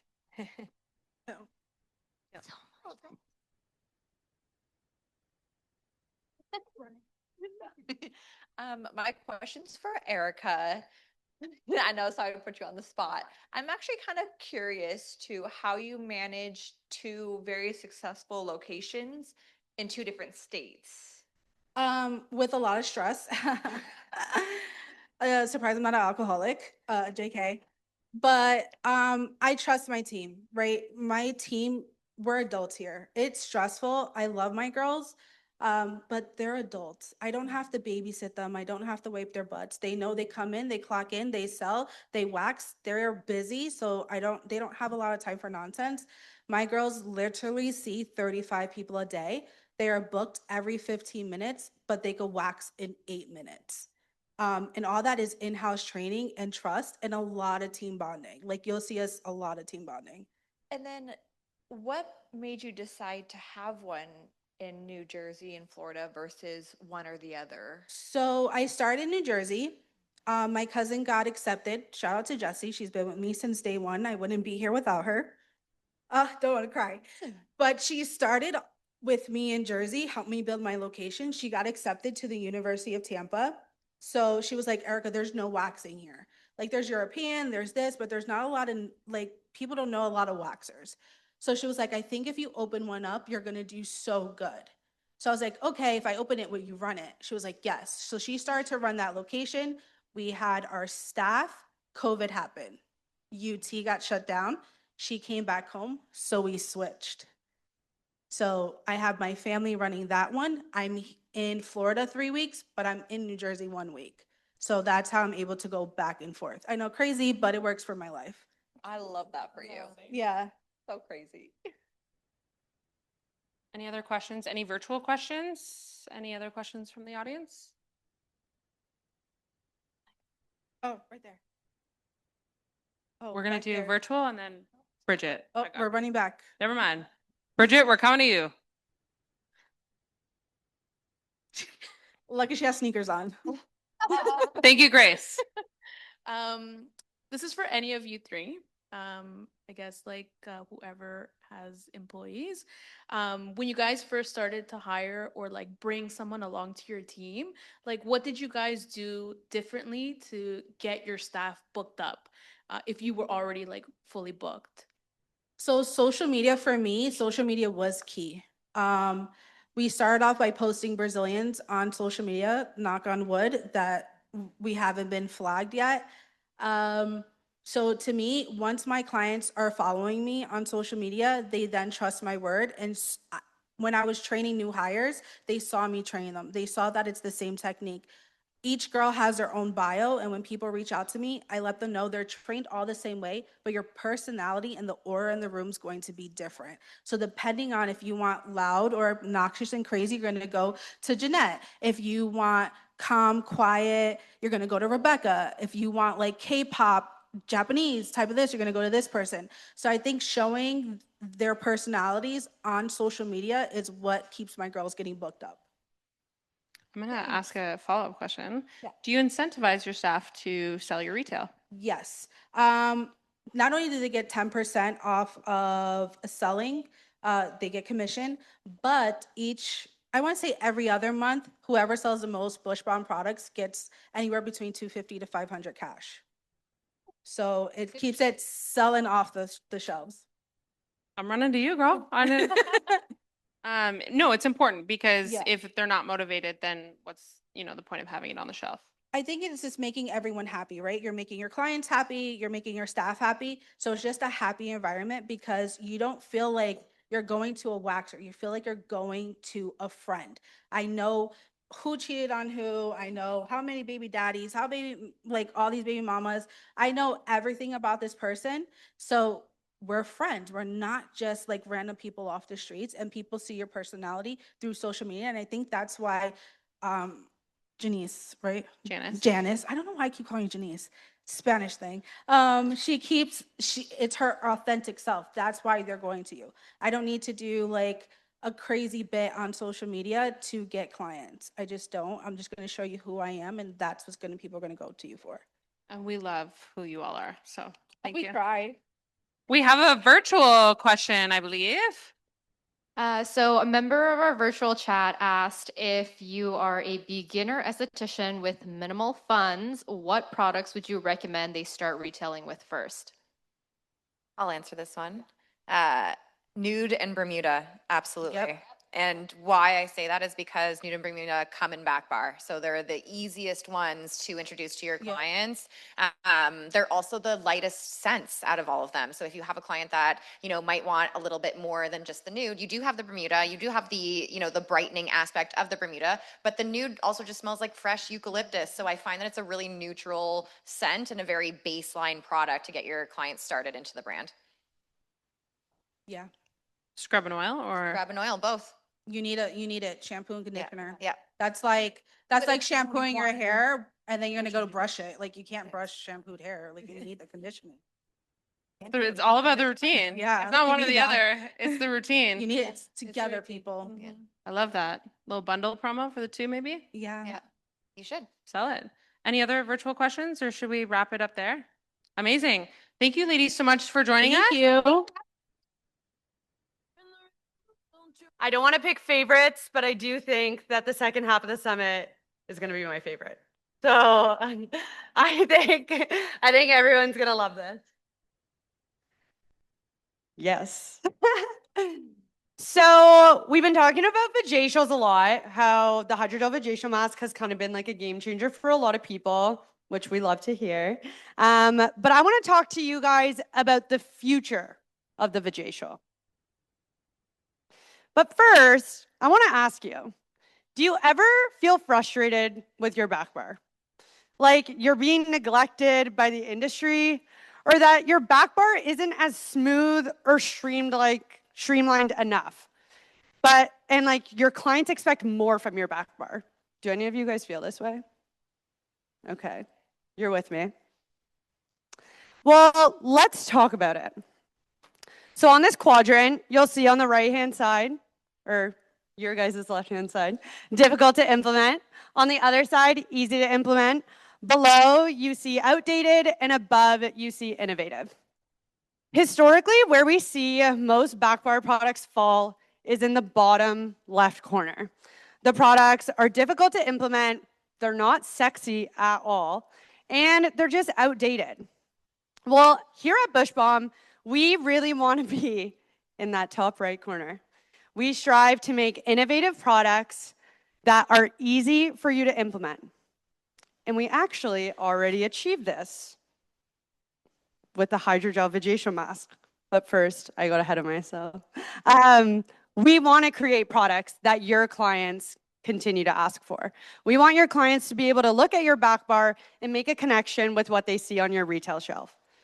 And we did this with the hydrogel vajacial mask. We launched this product in 2022, and you Esties took this product by storm. When we originally launched it, we didn't even really think it was going to be a huge back bar product, but you guys were so quick to add this to your Brazilian and bikini services. And we love you for that. You guys love this product because it shows you and your clients results in 10 minutes or less. It's easy for you to implement. You're not mixing, stirring, no dishes needed. You just open the product up and you put on the client's skin. And finally, it's a product that your clients love. David said this earlier, the back bar is now turning into a wellness experience. Well, I'm so excited to announce that recently, Bush Balm trademarked the word vajacial.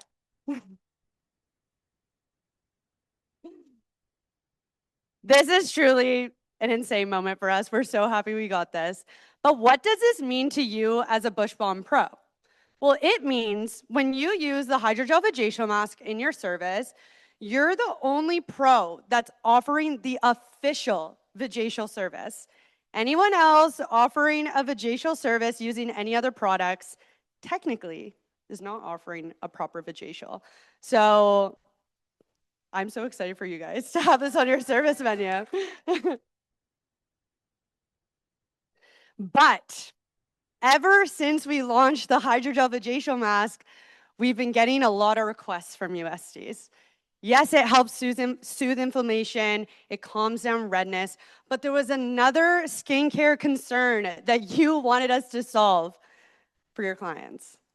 And that's why I'm so excited to announce that in 2026, we're going to be launching the Brightening Hydrogel Vajacial Mask. This product complements our already existing product line. You guys know we have an ingrown hair focused product line and our brightening product line. So this product is going to lighten and brighten your client's skin over time. And the powerhouse ingredient here is going to be vitamin C. Just with a show of hands, who thinks they're going to be adding this to their service menu? Woo! Love to see that. But we're not stopping there, guys. We're Bush Bomb. We don't just stop there. We're taking Vajacials to another level. I'm talking about introducing breakthrough beauty technology, a product that's going to give you a true competitive edge, and finally, a product that's really going to revolutionize the hair removal industry. Are we all ready to take a sneak peek? Let's go.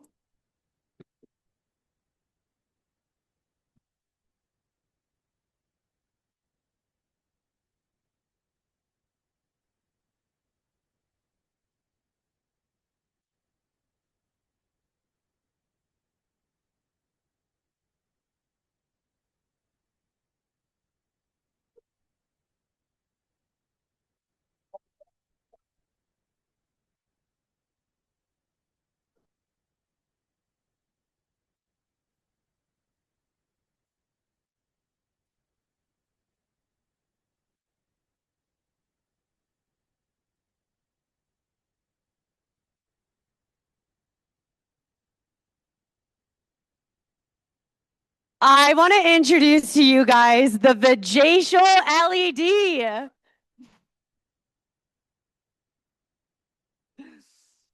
Now, this is our second wait list of the night.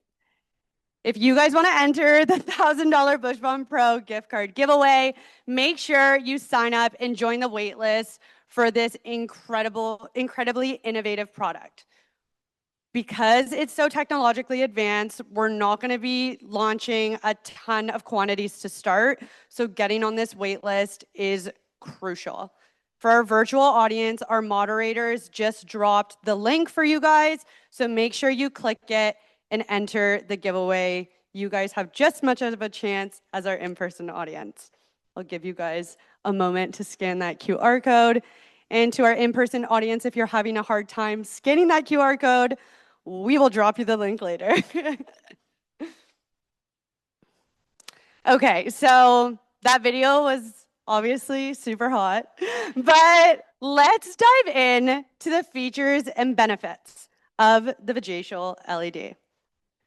Well, first, as you can see, the 4 little lights at top, that means that there are 4 unique light modes. This is going to allow you to customize the service based on your client's skincare needs and goals. It is very flexible and easy to clean design, which makes it very easy and seamless for you to include in your services. It's going to be compatible with the Hydrogel Vajacial Mask, which means that you can place the Hydrogel Vajacial Mask on your client's skin and place the LED mask on top to supercharge its effectiveness. And finally, similar to the Hydrogel Vajacial Mask, this product can give your clients results in just 10 minutes. Let's go through the different light modes. The first mode that you'll click into is the red light. This is probably the light mode that you guys are most familiar with. You should be using this after waxing or hair removal in general. It'll calm irritation, boost collagen, and it's going to help fade dark spots. The second mode is blue light. Choose this for your clients who get ingrowns or who are prone to breakouts. It kills acne causing bacteria and reduces redness. The third mode is the combo of red and blue light. This is great for when you want both results at once. It gives you the benefit of anti-aging and breakout control, and it's a really quick and efficient add-on to add for your clients who kind of are looking for the whole package. And finally, the mode that I'm most excited about is our fourth mode, which is red light and near infrared light mode. You can offer this as a premium upgrade as it's the only mode that is 20 minutes. This mode penetrates deepest into the skin, soothes inflammation, it can even ease period cramps, and it's great for restoring the skin after the most intense treatments. So how does this product fit into our official protocol? Well, first, you're gonna use our Intimate Refreshing Wipe to clean off any debris on your client's skin. This can be a step that you do for your client, or you can get your client to do this on their own. Second step is you're going to use SAS, Super Active Skin Spritz, to soothe and prep the skin. And then you're going to wax the hair using our premium Bush Beads Hard Wax. And then you're gonna use SAS again to soothe and protect the skin. You're gonna use our Hydrogel Vajacio Mask to calm your irritation. And you're gonna add the LED mask on top, leave it on there for 10 minutes. And then finally, you're going to finish off the service using one of our back bar oils. That looks a little different, doesn't it? Well, in 2026, I'm so excited to announce that we are going to be launching new back bar packaging for our oils. This is truly so exciting for us because, again, we want to help your clients make the connection between the back bar products you have and the retail products you carry. Seeing up here, you know that's nude oil just based on the color, and I really hope your clients can identify that as well. Well, I can sit up here and talk to you guys about the protocol, but it'd probably be much easier if you could just see it, right? Well, let's get into the live demo. And our live demo is going to be led by none other, the waxing queen.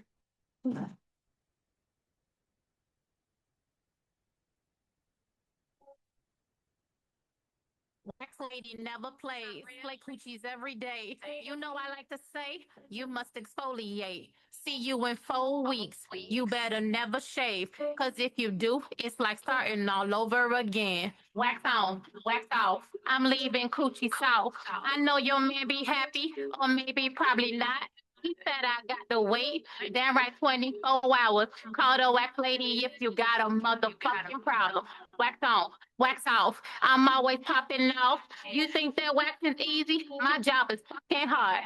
See you wax them all. Big, little, short, and tall. I even wax a fella too. My favorite parts, they balls. You know my policies. Why you harassing me? You got an email when you book to act like you can't read.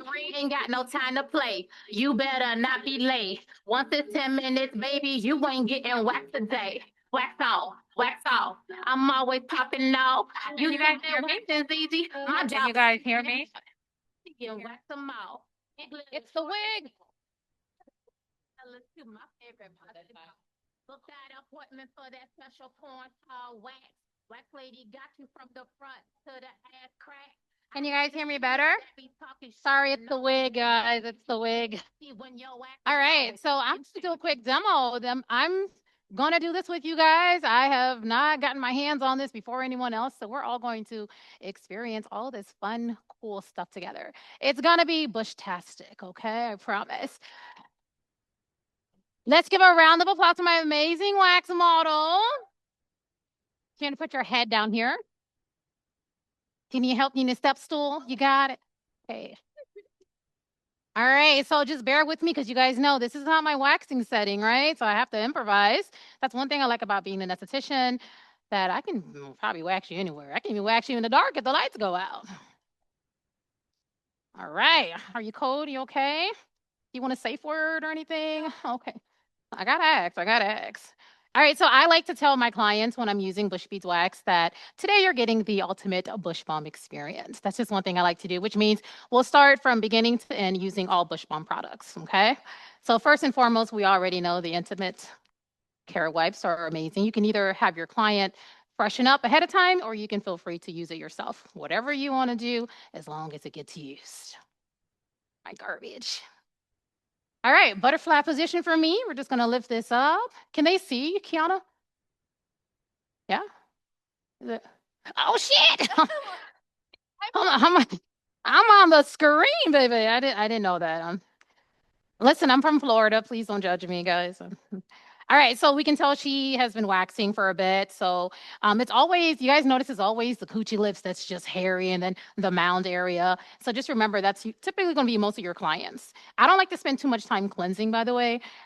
So try not to do that, by the way, guys. I just feel like a quick little doop, doop, doop, because we expect our clients already come in ready. And they're going to use the SAS. Who can remember what this stands for? First hand. What does it stand for? Somebody else. All right, I wanted to give a prize to somebody, but Samantha got it all already. I know there's some new Esties who can use what I want to give to you, so I'll be asking another question throughout this demo. All right, so I'm just going to spray it on there. I don't know. It's my first time spraying it. Let's do it together. 1, 2, 3. Oh, wait, it's off. Okay. Am I tripping? No, it is. Oh, I see it. Oh God, it's so advanced over here in Canada. There we go. And then it's new, so you gotta let it kind of spritz. There we go. I feel powerful with sprays. I'm just saying. That's just me. And then of course you want to make sure you get a little bit of that moisture off and then add a little cornstarch or powder. Everyone always asks me what's the difference. As long as it's talc free, it's what I go with. And then we got talc free, got to make sure. So just a little bit. I'm not seasoning chicken. I'm not going to put too much. I do see a lot of times some estheticians do use a lot. And it looks like they're like powdered sugar, you know what I mean? And the same thing with Bush Beads Wax. One of the things that I get a lot is a lot of DMs, okay, about the Bush Beads Wax. When you use it, it looks so cool. And then when I try, it doesn't. I really don't know what to tell you. All I can tell you is that you have, what do I say in my videos? Make that wax your BITCH. I don't know if I'm allowed to curse on this. I won't say nothing. But I like to aim for a nice pancake batter consistency. Would I say the same for everyone else? Okay. And I don't like to use so much wax. This thing ain't cheap, okay? You got to use the right amount. And it's going to take a while if you're a new SC to gather that. But other than that, I like to use the right amount. So you guys see this? And it's not dripping or nothing. It's good to go. So we're going to start off on the bikini line. This is going to be an easy wax. How you doing? How's the temperature? All right. You guys see my stick is straight. Try not to lay butter. How's it? Oh, you said temperature's perfect? And then use the wax on both sides of the stick. Everyone waxes differently, guys. So just because you see me doing this demo doesn't mean that's the way you're supposed to wax your client. There's tons of SCs that do things differently, but still get the job done and provide results. One thing that I love is learning, and I love Kim's little daisy trick. Is it called daisy? Daisy chain, see? And then I like to do more than one strip, keep moving.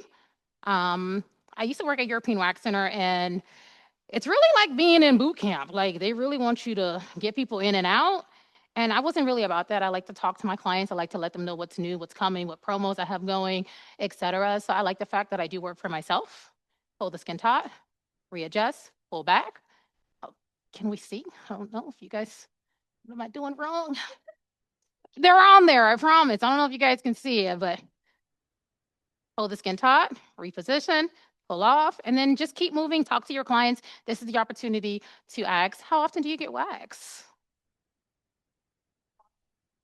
I'm sorry, what? My leg up in here.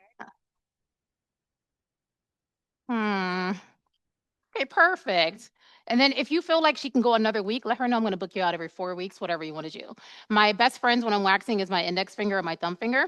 I use the standing on this side, I'm going to use the index finger to hold the clitoris over and the thumb finger to give it what I call a facelift. Can you guys see that or no? I don't want to keep turning back. No, I have videos up on my website. And I got a video using Bush Balm, okay? So I like to start a little bit on the outside. It does get a little toasty in this area, so you always want to let them know. All right, now we're doing the labia. It may feel a little warmer, but I promise you it's the same temperature. The area is just a little bit more sensitive. So using the 2 fingers to assist me really do help open up the whole area for me, which is perfect. And I love the fact that Bush Beads wax does dry fast. You guys have clients who you feel like can't survive a butterfly position for like more than 5 minutes. But then you see them like on TikTok doing the new trends that requires their knees and everything. And you're like, wait, what? Like you come to me and you can't do this, but you're, twerking for 10 minutes on TikTok. So I do people watch my clients. So we're going to keep moving. We're going to follow the hair growth. So I can see up here that her hairs are growing this way. And this is the only time here where my utensil, my wax stick is a little bit more straight on the mound area because it is a larger area. But sometimes I do this thing where I have the stick this way and just a little bit of tilt and I apply. Just so it gives me both the tip of the stick and application. And this is already dry down here on the labia. That's how fast Bush Beads dry. Hold that little booty meat area at the bottom down. And don't be afraid to it's already uncomfortable, right? So just go for it all the way. Back palm of my hands, pressure, or you can fist it, but never do this because you don't want to accidentally go in. I've seen it before. I'm going to save the wax strips over here to the side because they are looking pretty bushalicious. All right, so the same thing up here, guys. Like everything's coming up really nice. And I know it doesn't look like she has a lot of hair, but the wax strip is showing me something else.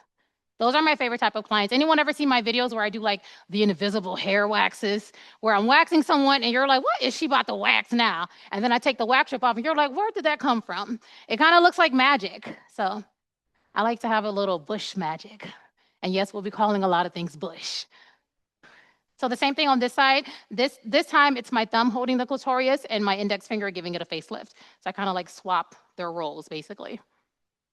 And on average, I do like to take about 15 minutes or less for my Brazilians. It really does depend. Now, typically, if she was like a real client and I wasn't here just waxing her, me and her, I'd been done already. I do really big wax strips and go bush or go home, How many more bushes do you guys think I got? I mean, at this point, I was telling the team we probably should have like a dictionary, just for all the bush terms. So now we're going to just get over here. And then what I notice about the hairs on this side is that they don't go this way, but they go this way. So I really do feel like an artist sometime when I'm waxing. This is the only time we get to be artistic. Be drawing little pictures and stuff on there, following the hair growth, grooving. Anybody listen to music in their wax suites? Very therapeutic. I listen to my own music. The song they were playing, by the way, is Me, if nobody noticed. So, so I kind of I got tired of, can you guys see this one? Can anyone see it? I've been wanting to ask my clients, you want to keep this as a souvenir? If you want, we can. Some of them ask, anybody ever ask for their wax strips? You guys don't have clients that ask for your wax strip? Oh my God, it must be I don't do all that. I'm all for side hustles, but I ain't doing all that.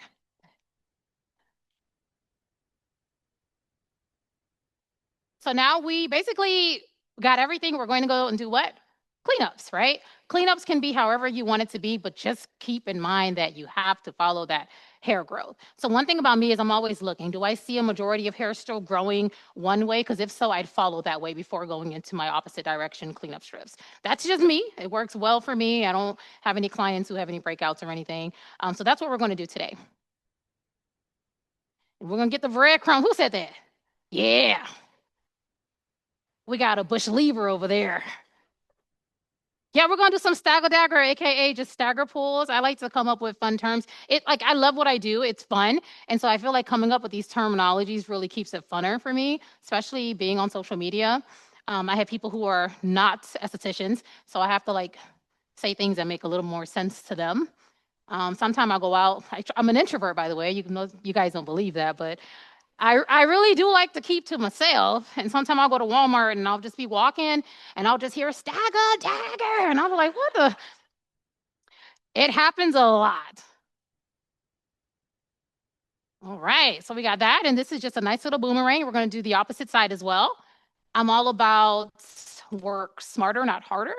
Actually, if it was up to me, I would actually be a sugarist. I never told anyone that, but I have tendonitis, so that's out of the, can't do that.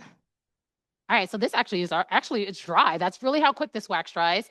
I'm gonna tell you guys right now with Bush Bees wax, it is a premium hard wax. So please don't request a sample and then complain that the wax doesn't work. Okay, you need more than a sample. Estheticians who have been waxing for a long time, they kind of get it, or those who can just kind of catch on quick, they understand it. And also stop complaining about the price of the wax. You shouldn't be buying one bag a month, okay? You need to buy in bulk. That's how you save.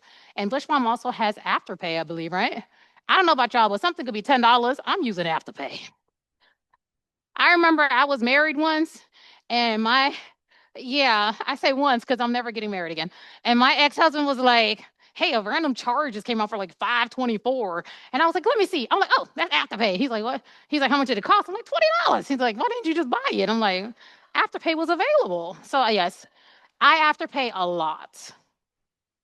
How you doing, friend? Okay, well, we're almost done. I always like to make sure that my clients know, like, we're almost at the finish line, because after I take this one off, I have her relax her legs. So that's just me. You know what I thought about, Bush Balm? We need to do a Manzillion wax live. I had some videos up on YouTube, but YouTube no longer supports us estheticians like that anymore.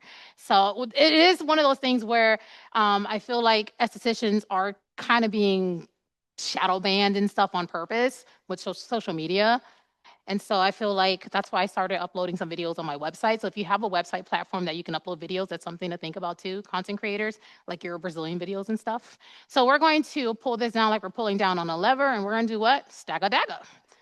So just kind of, and as you pull, readjust and readjust one more time. And perfect, okay? Just like that, we get this big old Kuda Papa strip, and there is hair on it. Go ahead and relax your legs for me. Perfect, perfect. A little relaxation, but still just a little open, just so I can just take a look. You know the little pocket? I call it a pocket. I don't know what you guys call it on a Brazilian. There's always like a bunch of hair in there. Do you guys know what I'm talking about? And I feel like clients like complain, so I like to just investigate that area just to make sure everything looks good. I don't have time for people to come back for cleanups. Now, if I was doing something and she became super irritated and there's still hair attached to that area, of course, I'll invite her over the next 2-3 days when it calms down to come in. But I don't have that problem with Bush Bees wax because it's hypoallergenic. It's really sensitive. It works great with every hair type, every skin type. I have not had an issue yet. I'm not saying that because they're paying me on nothing. I'm just saying. All right, so we're looking pretty good. I always believe in breadcrumbs. If you watch my videos, you know. So we're just gonna do a nice cleanup strip going up top, and she's not even red or anything, which is perfect. And then we're just gonna pull this in a nice relax. I try not to say the word slow, so we say relax instead as waxers. It really helps. Because I feel like if you say slow, then your client's looking at you like, what? Like slow? And everyone always thinks like waxing should be like, you ever see people when they have like 4 hairs and they go pull the wax strip and they're like super fast with it? I'm like, dude, you could have did that relax. And then they don't what happens? None of the hair comes up because those hairs weren't meant to be pulled like that. So you gotta kind of know your hair too. So just a little relax with a little stagger. And oh, look, can you see them? See? Her little Goldilocks, right? Would have never seen them if I didn't pull like that. So she's feeling nice and smooth. I do use my hand sometimes to just feel. You can communicate that to your clients if you feel like, you know, you don't want them to think you're getting handsy or anything. You can just be like, hey, I'm just gonna go ahead and just see if I can feel anything. All right, we feel great. We're gonna go ahead and do your derriere, or you can say your, you know, your butt strip, whatever you want to say. I like to keep everything fun. That's just me. So if I do have a client who's scared to do their butt strip, I'm like, ma'am, it's your duty to wax your booty. Like, come on, toot it up. Toot it up. But if she was new, I would ask her, how do you normally wax your butt strip? Okay, so yeah, so if they say side to side, I do side to side for pregnant women only. That's just me though, right? That's just me. You can do whatever you want. But I'm gonna see if she's able to do knees to chest. That's what I would prefer to do. If I'm waxing my men clients, I do all fours because men, you know, they got a whole bush going on in there. So the thing with knees to chest, it works. Like in this case, it works perfectly, right? But sometimes when you're waxing people, like let me put your legs down a little bit, like it goes like that and you can't really see it. And that's when you want to have them open up like this. So it all just varies. But in her case, she can say either way, I can still see everything. Don't waste the wax, guys. You don't need that much wax for here. And yes, if there's hair on the booty hole, we're waxing over it, okay? I feel like one time a client was like, can you give me a touch up? I'm like, I didn't wax you. And she's like, yeah, I went somewhere and they left hair in my booty hole. And I'm like, what? So, she came in I just did it for free. I didn't even charge her. But I take my hand and I just grip it, spread it to the side, and then we're just gonna get in there and get her done. Now check if you can see the little, I call it a tail area right here, and you can see it, grab it, okay? That way you don't have to worry about them having hair there. And I do like to start on the outside and work my way inwards. And this is a perfect opportunity. If you missed any hairs on their labia, you can see it. And sometimes I'll be like, oh, look at that one hair. And I'm like, whatever's like still on my stick, and I grab it. That's just me. I'm always looking. I really don't want them to come back. You can't afford to give another 15-minute slot where you're not getting compensated. Does that make sense? So try to get it nice and clean. And this part doesn't hurt back here at all. Oh, you come up here with the camera when we're doing the booty, huh? You ain't been up here at all. He has been on me today, you guys. Like I was sitting down just eating, and then I look and he's just like right there, like, So I have no problems with bush beads getting all the hair out, unless I have a client who's just really, really hairy back here. So I'm really grateful for that. But other than that, how do you, the pain wise, what did you feel? See? I feel like a lot of my clients have noticed a difference. I'm a wax addict, okay? So that means that I love wax. And so one thing that I started telling myself was, all right, I like wax, but I also know that the seasons are changing. Let me see. Okay, this side is perfect, and I see like 4 hairs. That's 4 hairs too many, okay?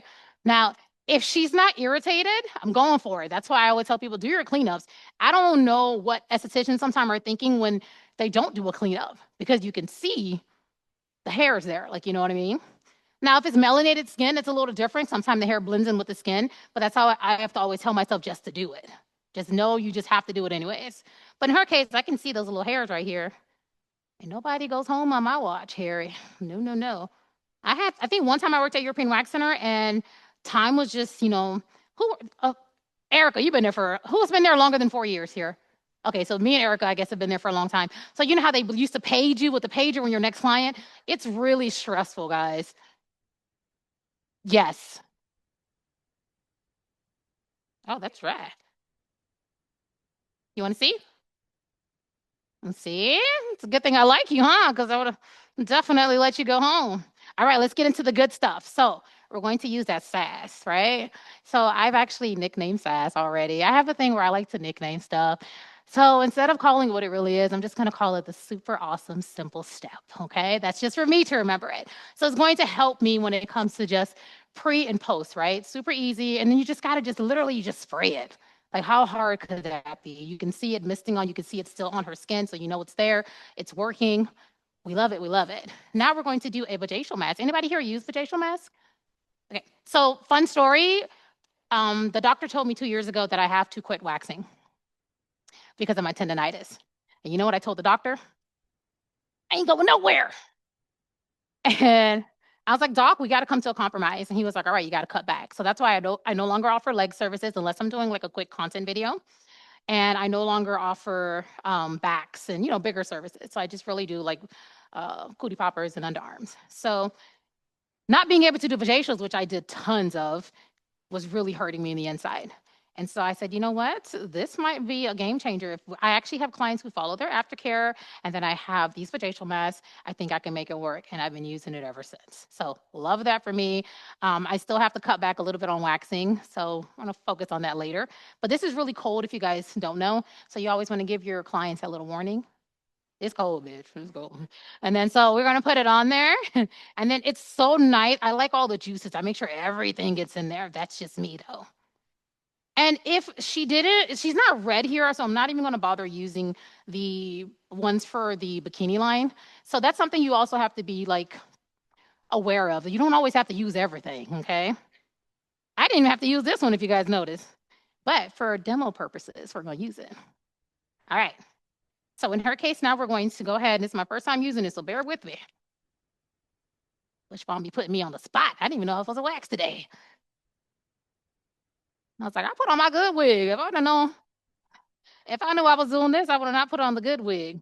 So me personally, I know that when I get a hold of this, that I am going to, that's just me. I don't know.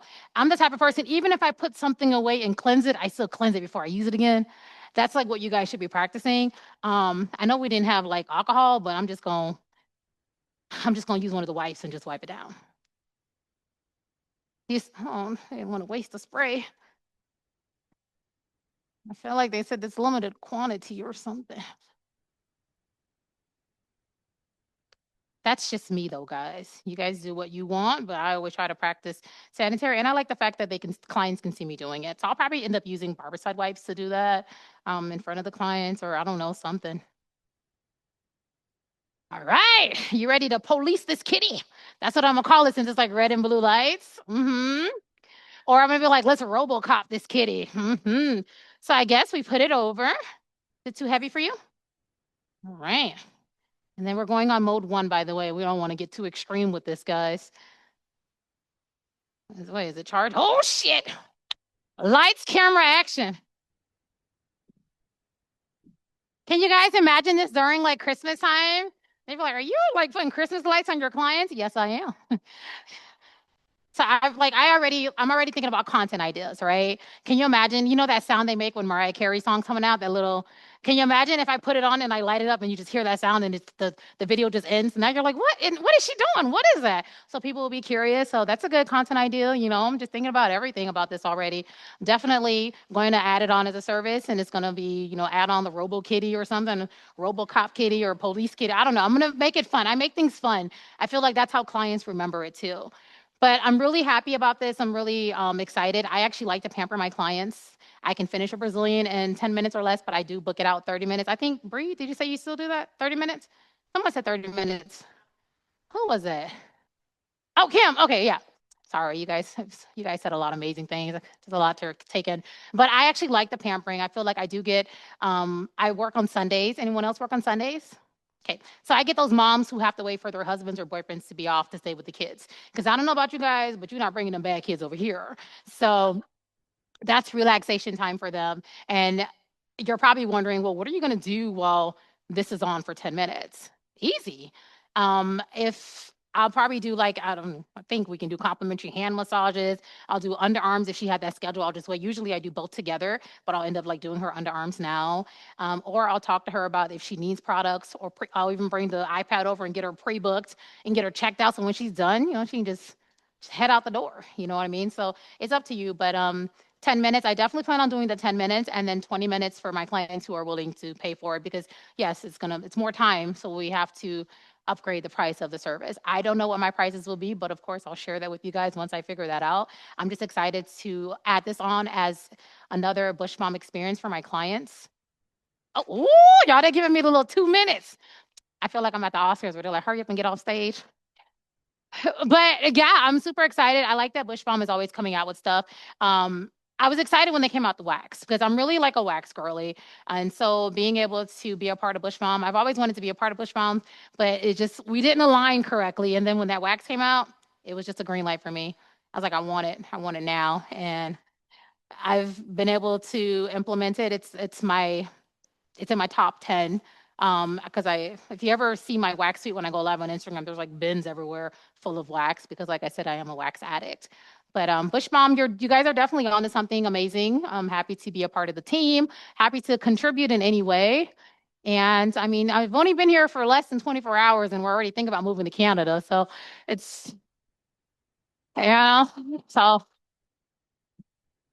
but for the sake of the demo, we obviously are not going to leave this on for 10 minutes. I just want everyone to see how it lights up. She actually doesn't even need this. Whatever your aftercare is amazing. Continue doing it. So.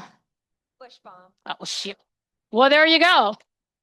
So you would take this off. Oh, shit, it's going on. Oh, Put it on fire down there. Oh, just hold it? There you go. Had a little freak out moment. Okay, and then I'll just disinfect this when we're done. I'll put it to the side, or the team will do it. And then, of course, I'm going to put my gloves back on. I'm only going to put one glove on since we're going to go in and do what? Remove the mask, and then do what? Add the aftercare oil. So that's me. I really save on supplies. I don't overuse things. So when I take this off, see all those juices on there? We leave them on there and go in a circular motion. Don't be afraid. If some of that got on the clitoris, just get on in there. And then I take my other hand and she doesn't need the dark spot one. So I use this one. Is this on? Oh, it is. There we go. A little goes a long way. So try not to use too much. And if you use too much oil, just take like a cotton round and wipe some of it off. But other than that, she's good to go. Oh, this smells good. Yeah. Can you smell it? Oh, yeah. But other than that, she's good to go, you guys. So I'm pretty sure Kim's going to do lots of demos. You'll be able to see everything.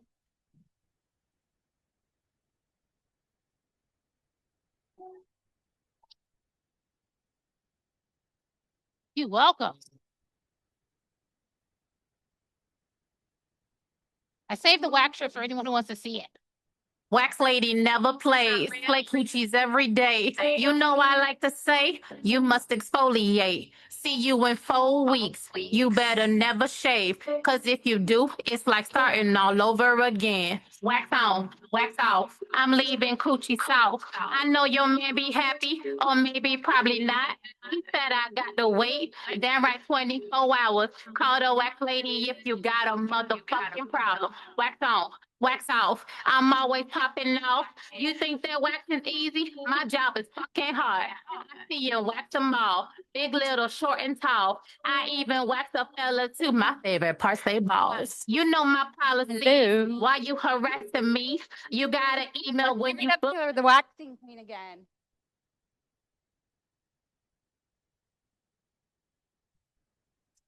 So I wanted to tell you a little story. When we launched Bush Beads Hard Wax, something amazing happened. We didn't just create a product, Estes created a movement.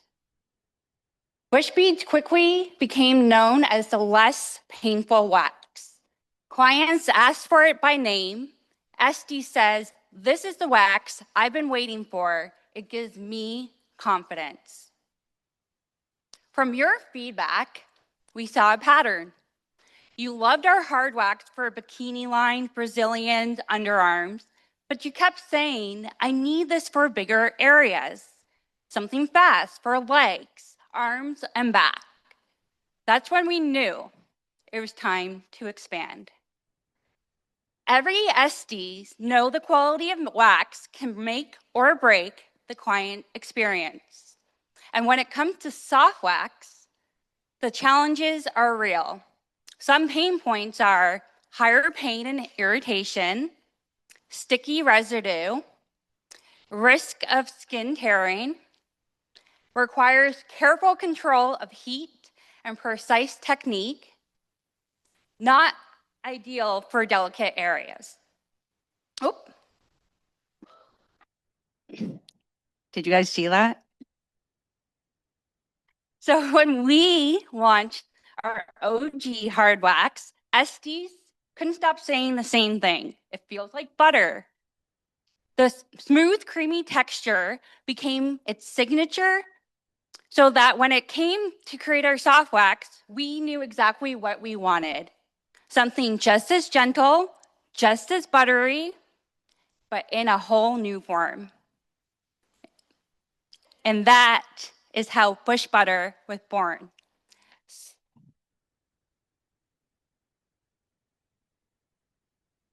Smooth, creamy, gentle on the skin, yet strong enough to grip even the shortest hairs.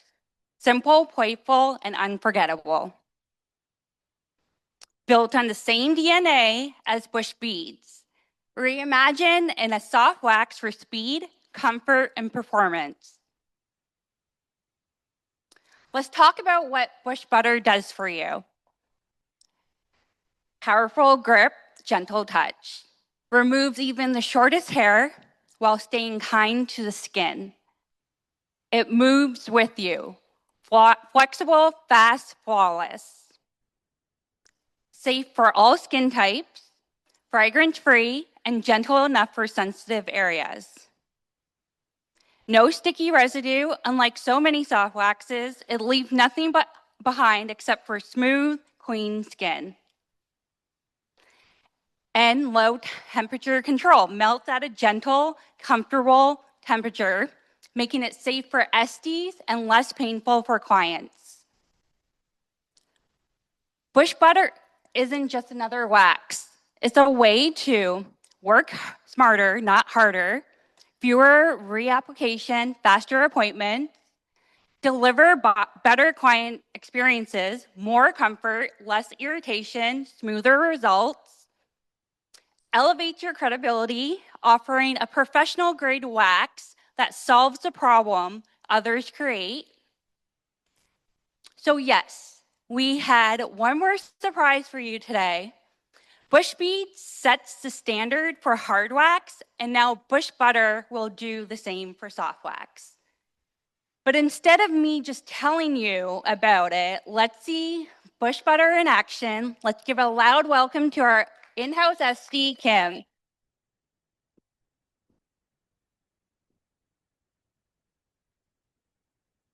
Just kidding.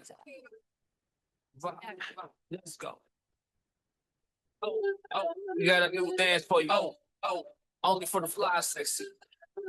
Wax on, wax off. I'm so fresh to death. Yes.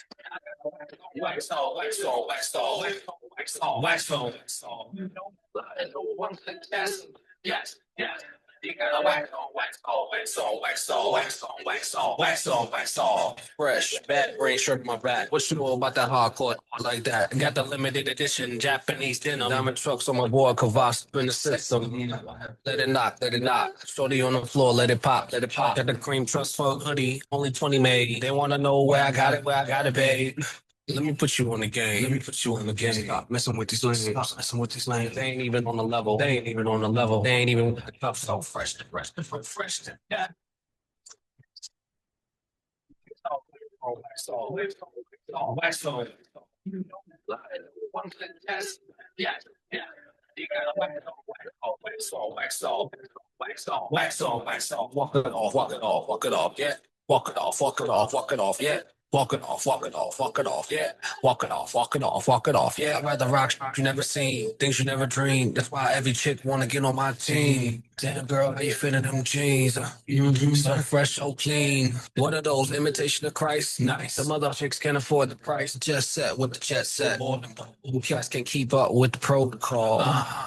Let me put you on the game. Stop messing with these lanes. They ain't even on the level. They ain't even with the cup. So fresh to that. Yes. Wax on. You know one test. Yes. You gotta wax on. Walk it off, yeah. Walk it off, yeah. Walk it off, yeah. Walk it off, yeah. Let me put you on the game. Stop messing with these lanes.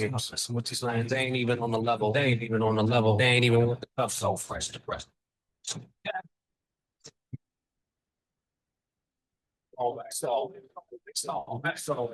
You know one test. Yes. You gotta wax on. Now walk it off, yeah. Walk it off, yeah. Walk it off, yeah. Walk it off, yeah.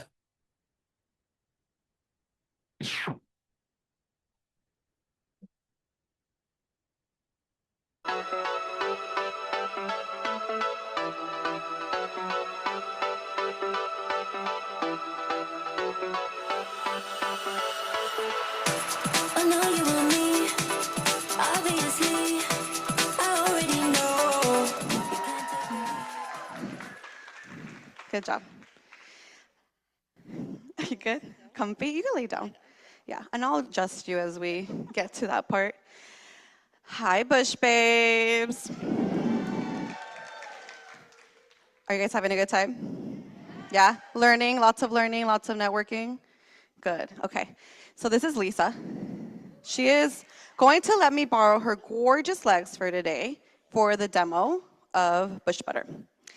Super excited to be one of the first people to be demoing this. And it's safe to say that this might become one of my favorite waxes to work with in the future. I am a hard wax girly, first and foremost. I specialize in Brazilian waxing. So when I heard Bush Butter was coming out, I was, not gonna lie, a little bit uninterested because it's not what I work with. So, but once I got my hands on it, once I was able to play around with it a little bit more, I'm very excited for the people who do use soft wax. So show of hands here, who uses soft wax? Beautiful. How about hard wax? How about both? Beautiful. Okay. So it's, again, very exciting to be able to now have a soft wax as well in your studio to use maybe both at the same time or maybe just use one or the other. Okay. So now, again, our one-stop shop has become more like, it's just amazing to be able to have all these products in one place to purchase in one time. So let's get into it. Okay. So we're going to go ahead and we're going to get our gloves. I did find yesterday that I preferred wearing these gloves that are vinyl. Like I said, I work with hard wax, so usually I do wear like nitrile gloves or anything that's not latex, right? Okay. So these were the gloves that we found that were a little bit more easy to work with. Let me just put these on. And of course, we're gonna, from beginning to end, use all the Bush Bomb Pro products. So it's super exciting. And I'm gonna just lift her dress a little bit here. And you can go ahead and relax your legs, okay? So obviously we're gonna begin with a staple piece in my studio, and I'm sure a lot of you guys use these as well. These are the Intimate Refreshing Wipes, and what I love about these is that they come individually packed. So this is really easy to keep inventory. It's really easy for you to also sell them as retail in the pack of 15 or buy them in bulk so that you can have them available for your clients to use in the studio or in your wax rooms, okay? So very, very easy. We're gonna open this beautiful wipe up and we're gonna just go quickly over her legs. We're not gonna spend too much time cleansing her. And then we're gonna go ahead and prep the skin all the way through. So how many of you guys do leg waxing? A lot of leg waxers, y'all are brave. One thing that I do like to do when I'm doing leg waxing is I do the toes and the feet as well. Okay, so if I'm gonna do it, if I'm gonna provide the service, I wanna make sure I'm doing it correctly. So we're gonna go in with the SAS spray now. And we're gonna prep that skin. I usually, I would let it dry, but since we're crunch right now, let's go ahead and just graze over her legs. And at this point, right, we're gonna look at the skin, we're looking at her hair. Where is the hair growing? Is it going up? Is it going down? Sometimes if you have a new client, they might have shaved or, when they shave in all sorts of directions, the hair is growing in different directions. So I say pay attention to the hair growth. At this point, I'm just gonna put a little oil. And again, this is just the way I would normally prep it, but if you have a different way of prepping, that's completely fine. I just find that the oil does help to create a protective barrier between the wax and the skin, helps to hydrate, and as you can see, it's even lifting all of her hairs already. So that's exciting because sometimes clients have flat hairs, and remember, if they're not exfoliating or doing any type of dead skin removal, it's very common to see flat hairs, especially in legs, okay? So we're gonna go ahead and rub that oil, and I love Bush Bomb's oils because they're non-comedogenic and they're also going to absorb into the skin pretty quickly. And I'm gonna go ahead and put some powder now. I'm gonna open this up a little more. This is good actually, yeah. And then again, we're gonna rub it back into the skin, dry the skin out. Okay, sorry my love. Here we go. And so just also be aware of your clients and also just make sure that they're comfortable. Usually in my studio, I have a table that kind of is hydraulic. So she had a little trouble getting on the table, so I would have brought the table down, I brought it up, I could bring this thing up. So I always try to make sure my clients are very comfortable when they're on my wax table. So this looks beautiful. She's ready to go. And we're gonna get started. So I like to use this wax. I figured that it's easier to work with it when it's a little warmer. I have only worked with hard wax for a very long time, so for me, it was a little hard to readjust myself to soft wax, but nonetheless, once I got it, it felt so natural, and I remember back in the day when I used to use it all the time. Okay, so I was also grabbing a lot, which was not the best case. I would say grab a good amount and then try to spread it pretty thin. How does the wax temperature feel? Feels good. And I would say yes, try to use all of the wax that's laying on the stick, okay? And I know that speed waxers would do this super quick, and just again, bear with me because I haven't done this in a while. So we're gonna create that friction, we're gonna pull taut, pull, a little bit of pressure, same, taut, pull, and we're gonna keep repeating that. And you gotta do this pretty quick, I learned. And I remember now why leg waxing is what it is. And it's really exciting though, because you really could give your client those really beautiful results, very similar to bush beads, but now using a soft wax. Look at that, guys. Look how soft her skin looks. It actually looks really healthy, which is super exciting. And you guys can see that strip. Very good. How did that feel? Felt good? Okay. And you didn't hurt, you said. Okay. So I would say definitely pay close attention to the temperature as you would with any wax. But again, I do feel like this wax needs to be used a little warmer. Also pay my attention to the temperature of your room. Also, while you're working, make sure you're looking at your client's skin, because I also found out that soft wax is a little more, I want to say like people could be a little more sensitive to it, which is fine. But I think that's why I've actually in the past stayed away from it. But with this wax, I have actually been feeling very confident with it. And this is probably like my third leg wax since coming out of retirement. But you know what? It feels good. You're gonna put that pressure down. And so again, lay it nice and thin, create that friction, and we're gonna go ahead and keep pulling.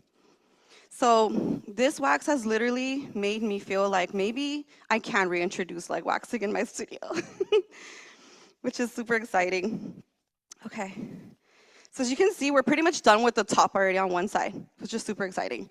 And we're gonna go ahead and continue on, and we're gonna go ahead and do this side now, okay? And she has really, really thin hair. Do you normally wax? Sam waxes you, right? Okay, so Sam is Lisa's SD. So thank you for also letting me borrow your client. And you can also see like her hair, I wish you guys could see, it's so thin. So this wax is literally lifting her hair very quickly, which again is super exciting. Time is money when you're in your studio. And I think that one of the reasons leg waxing is a little difficult for me in the end of the day is because of how much work it would take with hard waxed. So when I started doing this, I was like, you know what, maybe I can do leg waxes again and introduce bush butter and bring it on and have the two wax sisters together. And then at the end of the day too, if she still has any missing hair, or if you still see hair, you can obviously go in with the hard wax and kind of clean it up. So I thought that was really exciting to be able to have like two products that were very similar that you could use together. And you know that you're using the right products and you feel safe, your client's skin looks good, hair is lifting fast, you're not using as much wax, and it's hypoallergenic, unscented, which is a lot of the times very exciting for clients when you have them in your studio and you tell them these things. They get very excited too, because people who do their self-care sometimes want products that are not gonna harm their skin, they're not gonna unbalance their pH, so it's very exciting to be able to bring a product on like this, okay? So we're done with the top, guys. That was fast. That was quick. I'm out of breath. Can you guys hear me? You know what? Speed waxing is not for the weak, okay? So you're gonna go ahead and turn around now, and you're gonna go ahead and just lay belly, and also again, make sure they're comfortable, and readjust your clients as needed. Like if you do feel like somebody's body is, you can't see it or they're uncomfortable, like let them know that you're willing to adjust them so that way they could be a little more comfortable. Okay, so we're gonna go ahead and go for it. Oh, you were, okay. See, I should have probably dried her skin here. I'm so sorry. Okay, I'm just gonna throw all my wax sticks here. I also learned that the other day. I was like, you don't have to be perfect while waxing, especially with soft wax. Soft wax, you really could just speed it up, watch the skin, hold the skin taut, and make sure that, again, that the skin is looking good, and keep following that direction of the hair growth. So for cleanup strips, I would say as well to just make sure the hair is growing in that direction. If you see the hair growing sideways, how would we lay the strip? Does anybody know? With the hair growth, yes. So if you keep laying with the hair growth. Alrighty. So her hair is still growing down, so we're just gonna keep following this hair growth pattern. She has a really good hair growth pattern. And I know it may be weird, but I do compliment people on their hair growth pattern. I literally look at their strips and I'll tell them, ooh, like, look at this. They don't care, but I like to show them. And just the same way you show them their strips when they have a lot of dead skin cells is the same way that I compliment them with how well they're doing with their self-care and how good they're doing with their home care, okay? All right. And I do feel like the other day when we were practicing with this, I noticed too there was some flat hairs and the hair just lifted within like the cleanup strip, it came up. So that was really exciting too, the fact that I was able to get all that hair and didn't have to do much to get that. And then at the end, if you really want to perfect it, I would just go ahead and look at the hair and then go ahead and do maybe some light tweezing, or like I said, if there's any leftover hair, I would say even go over it with the hard wax and then stagger dagger it. Okay. Whew. Y'all got me out of breath. Okay. Another thing I also learned is that there's still a lot of product left on the wax stick. Just keep kind of applying it throughout the body wherever you do see hair. And be more gentle, again, in areas that you know are folds. If you have a plus-size client or somebody who has a lot of loss of elasticity in their skin, make sure you're holding nice and taut. And I just kind of apply some pressure. Okay, guys, you see how fast I was able to do this? How much are you guys charging for leg waxes? I'm so curious. 100? Okay. That looks good. Can you guys see how smooth her skin looks?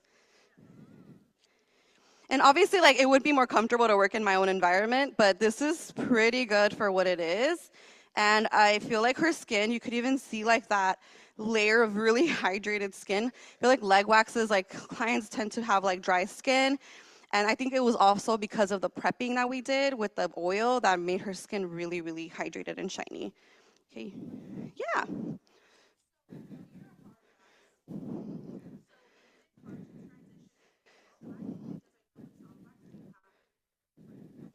No, so with soft wax, you don't have to make a lift. And I think that's what I was having. Like I said, my muscle memory kept trying to bring in that thick strip and like make a thick, no. That's, you gotta, I literally learned very quickly that you can't do that because I bruised somebody like that. And it's okay. Estheticians, you know, we can make a mistake or two, but we learn from them very quickly. And I had a really great support system when I was practicing, so it was really great to be able to like come back to this. And honestly, when you're in school, you learn with soft wax. So I just kind of like brought me back to those days, and I feel like I'm back in school. But you know what? It's good. Okay. All right, guys. So this is good. You have really great hair, by the way. Again, I know it's such a weird compliment to give your client, but I think that it's nice to, again, give them praise and let them know that they're doing a great job. And if they're making your life easier, even better, okay? Okay, so this is the last strip. We're gonna just use, again, look at all that product I still have there. I'm gonna be able to use that for cleanups, which is super exciting because this is how you end up getting a lot of waxes out of a small tin. So it's super exciting because at the end of the day, estheticians, we want to make money. We want to make a profit. Okay. I'm clearly not Beyonce. I can't work and I'm out of breath. I'm sorry, guys. Thank you. Okay. Fantastic, guys. This is so exciting. Okay, gorgeous Lisa, you're done. But I do want to, again, check. Let's make sure everything looks good.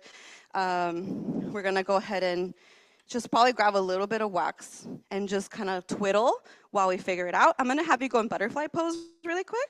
There you go. So obviously the lighting in here is not the best, so for waxing at least. Okay, yeah, she still has a little bit here. Does anybody else get excited when there's like a little bit of hair and you're like, ha, I got you. You're not gonna get away with this. I refuse to let my client go home with any hair. And I think it's really important to do that because at the end of the day, your client just wants to feel seen and they want to feel like the service went as great as possible. And again, with Bush Balm's products from beginning to end, that is a possibility, guys. And it's so exciting to be able to do that.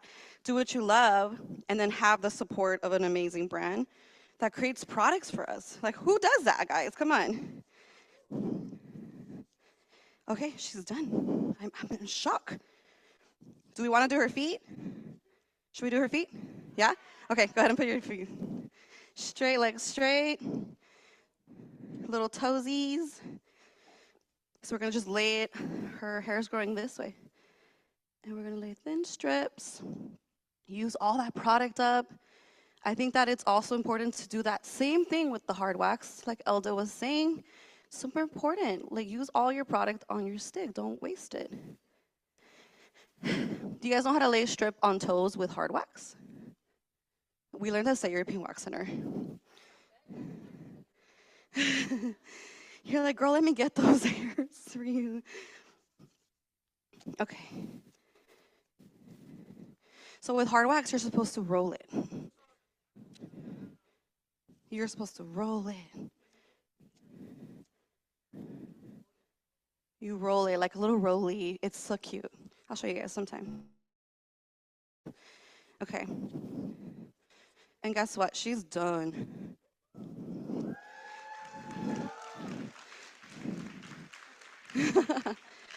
Okay.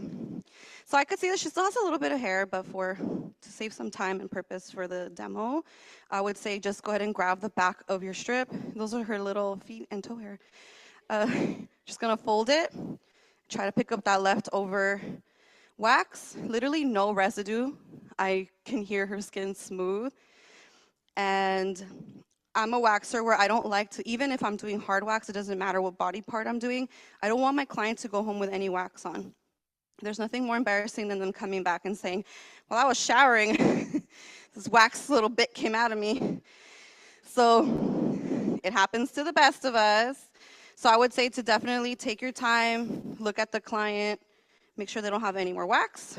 We're gonna go ahead and top it up with some sass. She's sassy. Okay, we're gonna be generous. And then we're gonna finish her off with the nude oil. At this point, again, like, don't ever be scared to throw in, some retail in there. That's why we're here, right? We're here to learn. You let your client know. If you see she has flat hairs, you're gonna go ahead and tell her. Or ask, how often are you exfoliating, girl? Like, what are you doing at home?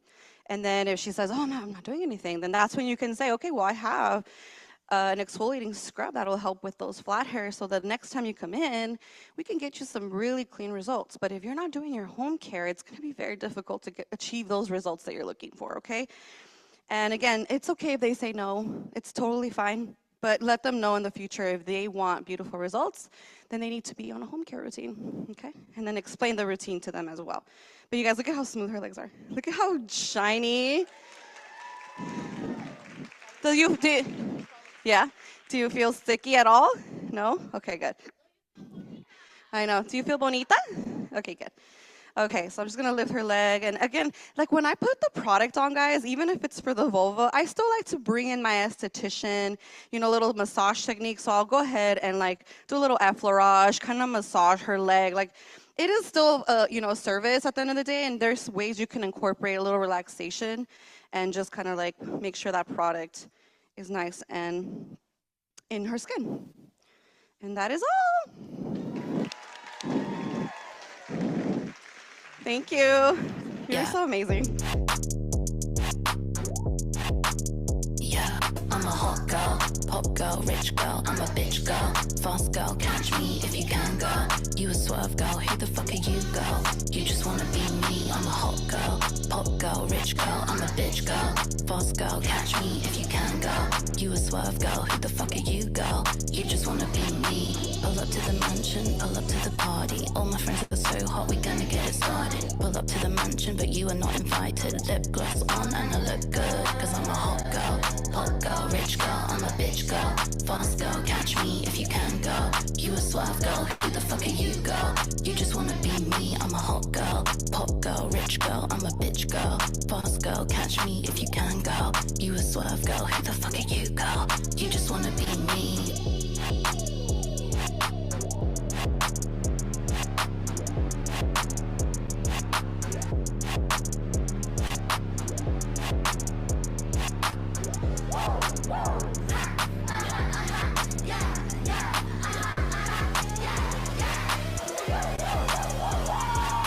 I'm a hot girl and I come in different flavors. All the hot boys got me as the screensaver. Tall green money. You should have shared this earlier, but this is the final wait list that you guys need to join. So this is the wait list for our Bush Butter Soft Wax.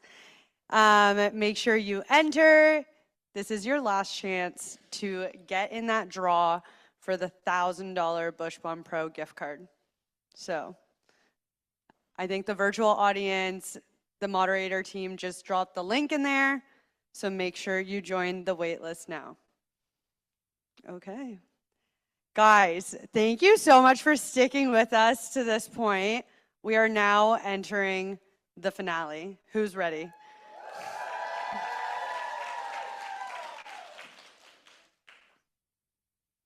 Okay. So we talked a lot about all these new product launches, but we also have more than just new products for you guys next year. So let's kind of go through what else we have in store. So 2026, again, it's going to be the most bush-tastic year ever, as Waxing Queen would say. And there's a couple reasons for it. Well, first, we have more limited edition scents for you guys. Limited edition scents have truly become like a core part of the Bush Bomb Pro community. You guys always get it first. And like we said before, it's only retailed on Bush Bomb Pro and bushbomb.com. If people want it, they truly have to come to you because you guys sell it out every single time. Like, you guys don't even give other people a chance most of the time. But who wants a sneak peek into next year's scents? Well, next year, we have 5 scents coming your way. The first one, our Valentine's Day scent. It's going to be seductive. Now, I'm only going to use one word to describe each scent because I can't give too much away. I'm already giving away the color. So Valentine's Day is going to be seductive. Spring is going to be something very sweet. And I love yellow, so I can't wait for you guys for this one. The summer scent's truly going to be a scent that I think most of you are like not going to be able to get enough of. And I want to tell you, but I can't. Fall, we're going for like a fresh scent. So I'm pumped for this one. And finally, holiday scent for 2026 is a scent that some of you might already be familiar with. That's all I'm going to say. But those are going to be your color palettes for next year. So if you need to get any merchandising support to complement this, we're giving you a head start. The second thing we're super excited about is pro exclusive items. So we have the SAS spray coming your way, the J-Show LED. What else did we talk about? Soft wax. And then we also are giving you guys that retail edge. So in 2026, we're dropping SAS as a retail item that people will only be able to get through you guys.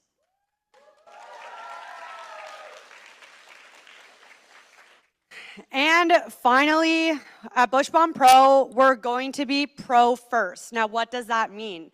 That means more education, more webinars, more events, and more exclusive loyalty rewards for you guys. We just, yes, in your goodie bags, we launched our aprons. which we're so excited about. Those are going to be dropping on the website, I think, on Friday.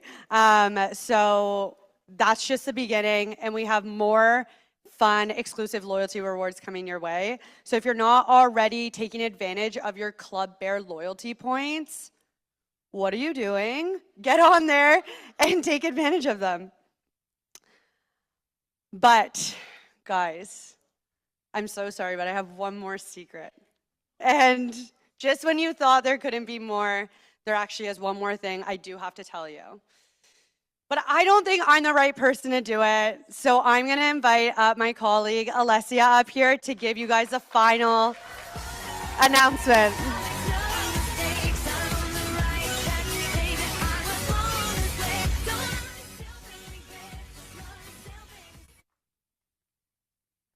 All right. Was today amazing or what? It was the best. So before we bring the house down, I do want to thank a couple of people. First of all, David and Tim for allowing us to be here today. Thank you. And obviously at Bush Bomb, there were many, many people that supported us and got us to today and made today a success. But I want to thank one person in particular that worked tirelessly in the last few weeks and months, our very own Canadian Barbie, Kiana.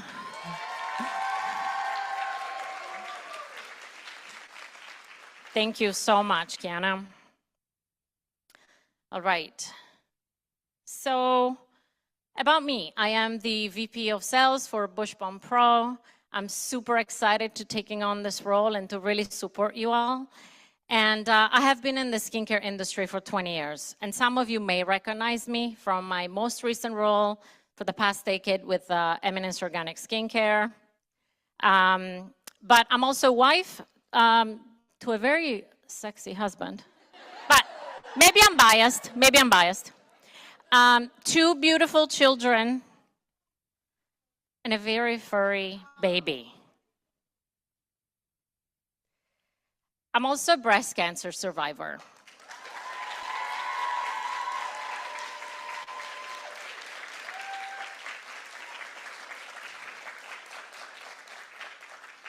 It's actually crazy to think that it was just this year in January that I was diagnosed with invasive ductal carcinoma. And this is a word that no woman should ever hear or wants to hear. Yet so many of us have had to face it or have friends and family that have had to face it. So if you have experienced breast cancer, or if you have a family member or a friend who've had breast cancer, raise your hand. That's crazy. So many of us are affected, and lots of hands went up for that reason. Sadly, 13% of women in North America get diagnosed. So that means that 1 in every 8 women will develop breast cancer. So why am I talking about this to you today? Well, first of all, October is Breast Cancer Awareness Month. Second, I'm super proud to announce the Bush Bomb is partnering with the Breast Cancer Research Foundation.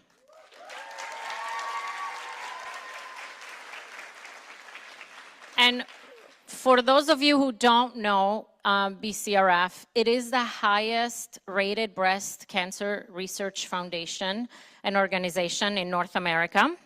And to support BCRF, we are going to be launching a limited edition product in spring 2026. And through this, we have a goal to raise minimum $100,000.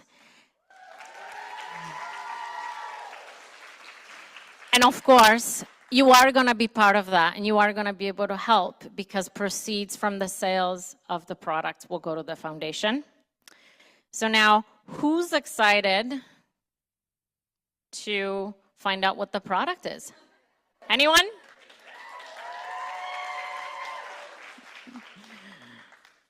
Any guesses?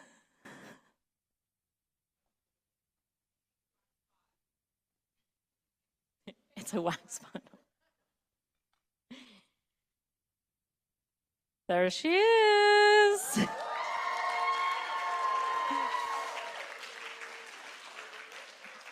So this is the same bush bead formulation that you all love, hypoallergenic, unscented wax, but she is infused with this beautiful pink pigment.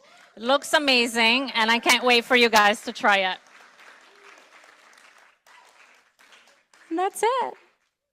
That was the last product reveal of the day. Thank you so much.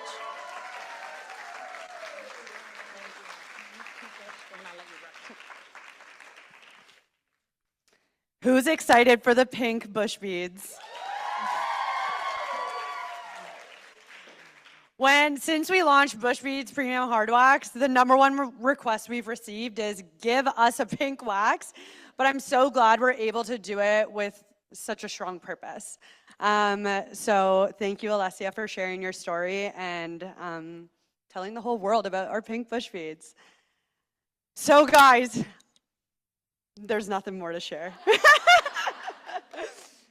We're drained. We did it all. Thank you so much for sticking with us through this 4-hour summit. For our in-person audience, you guys have been here longer than that. I want to thank everybody who played a role in getting today ready. It was a big team effort. So thank you so much to everybody. And thank you so much for everybody who traveled in. Like, that's crazy. 4 years ago, I wouldn't have even dreamt of this. So thank you so much. We are officially wrapping the summit up. So to our virtual audience, thank you so much for joining. And for our in-person audience, let's go downstairs and have some cocktails.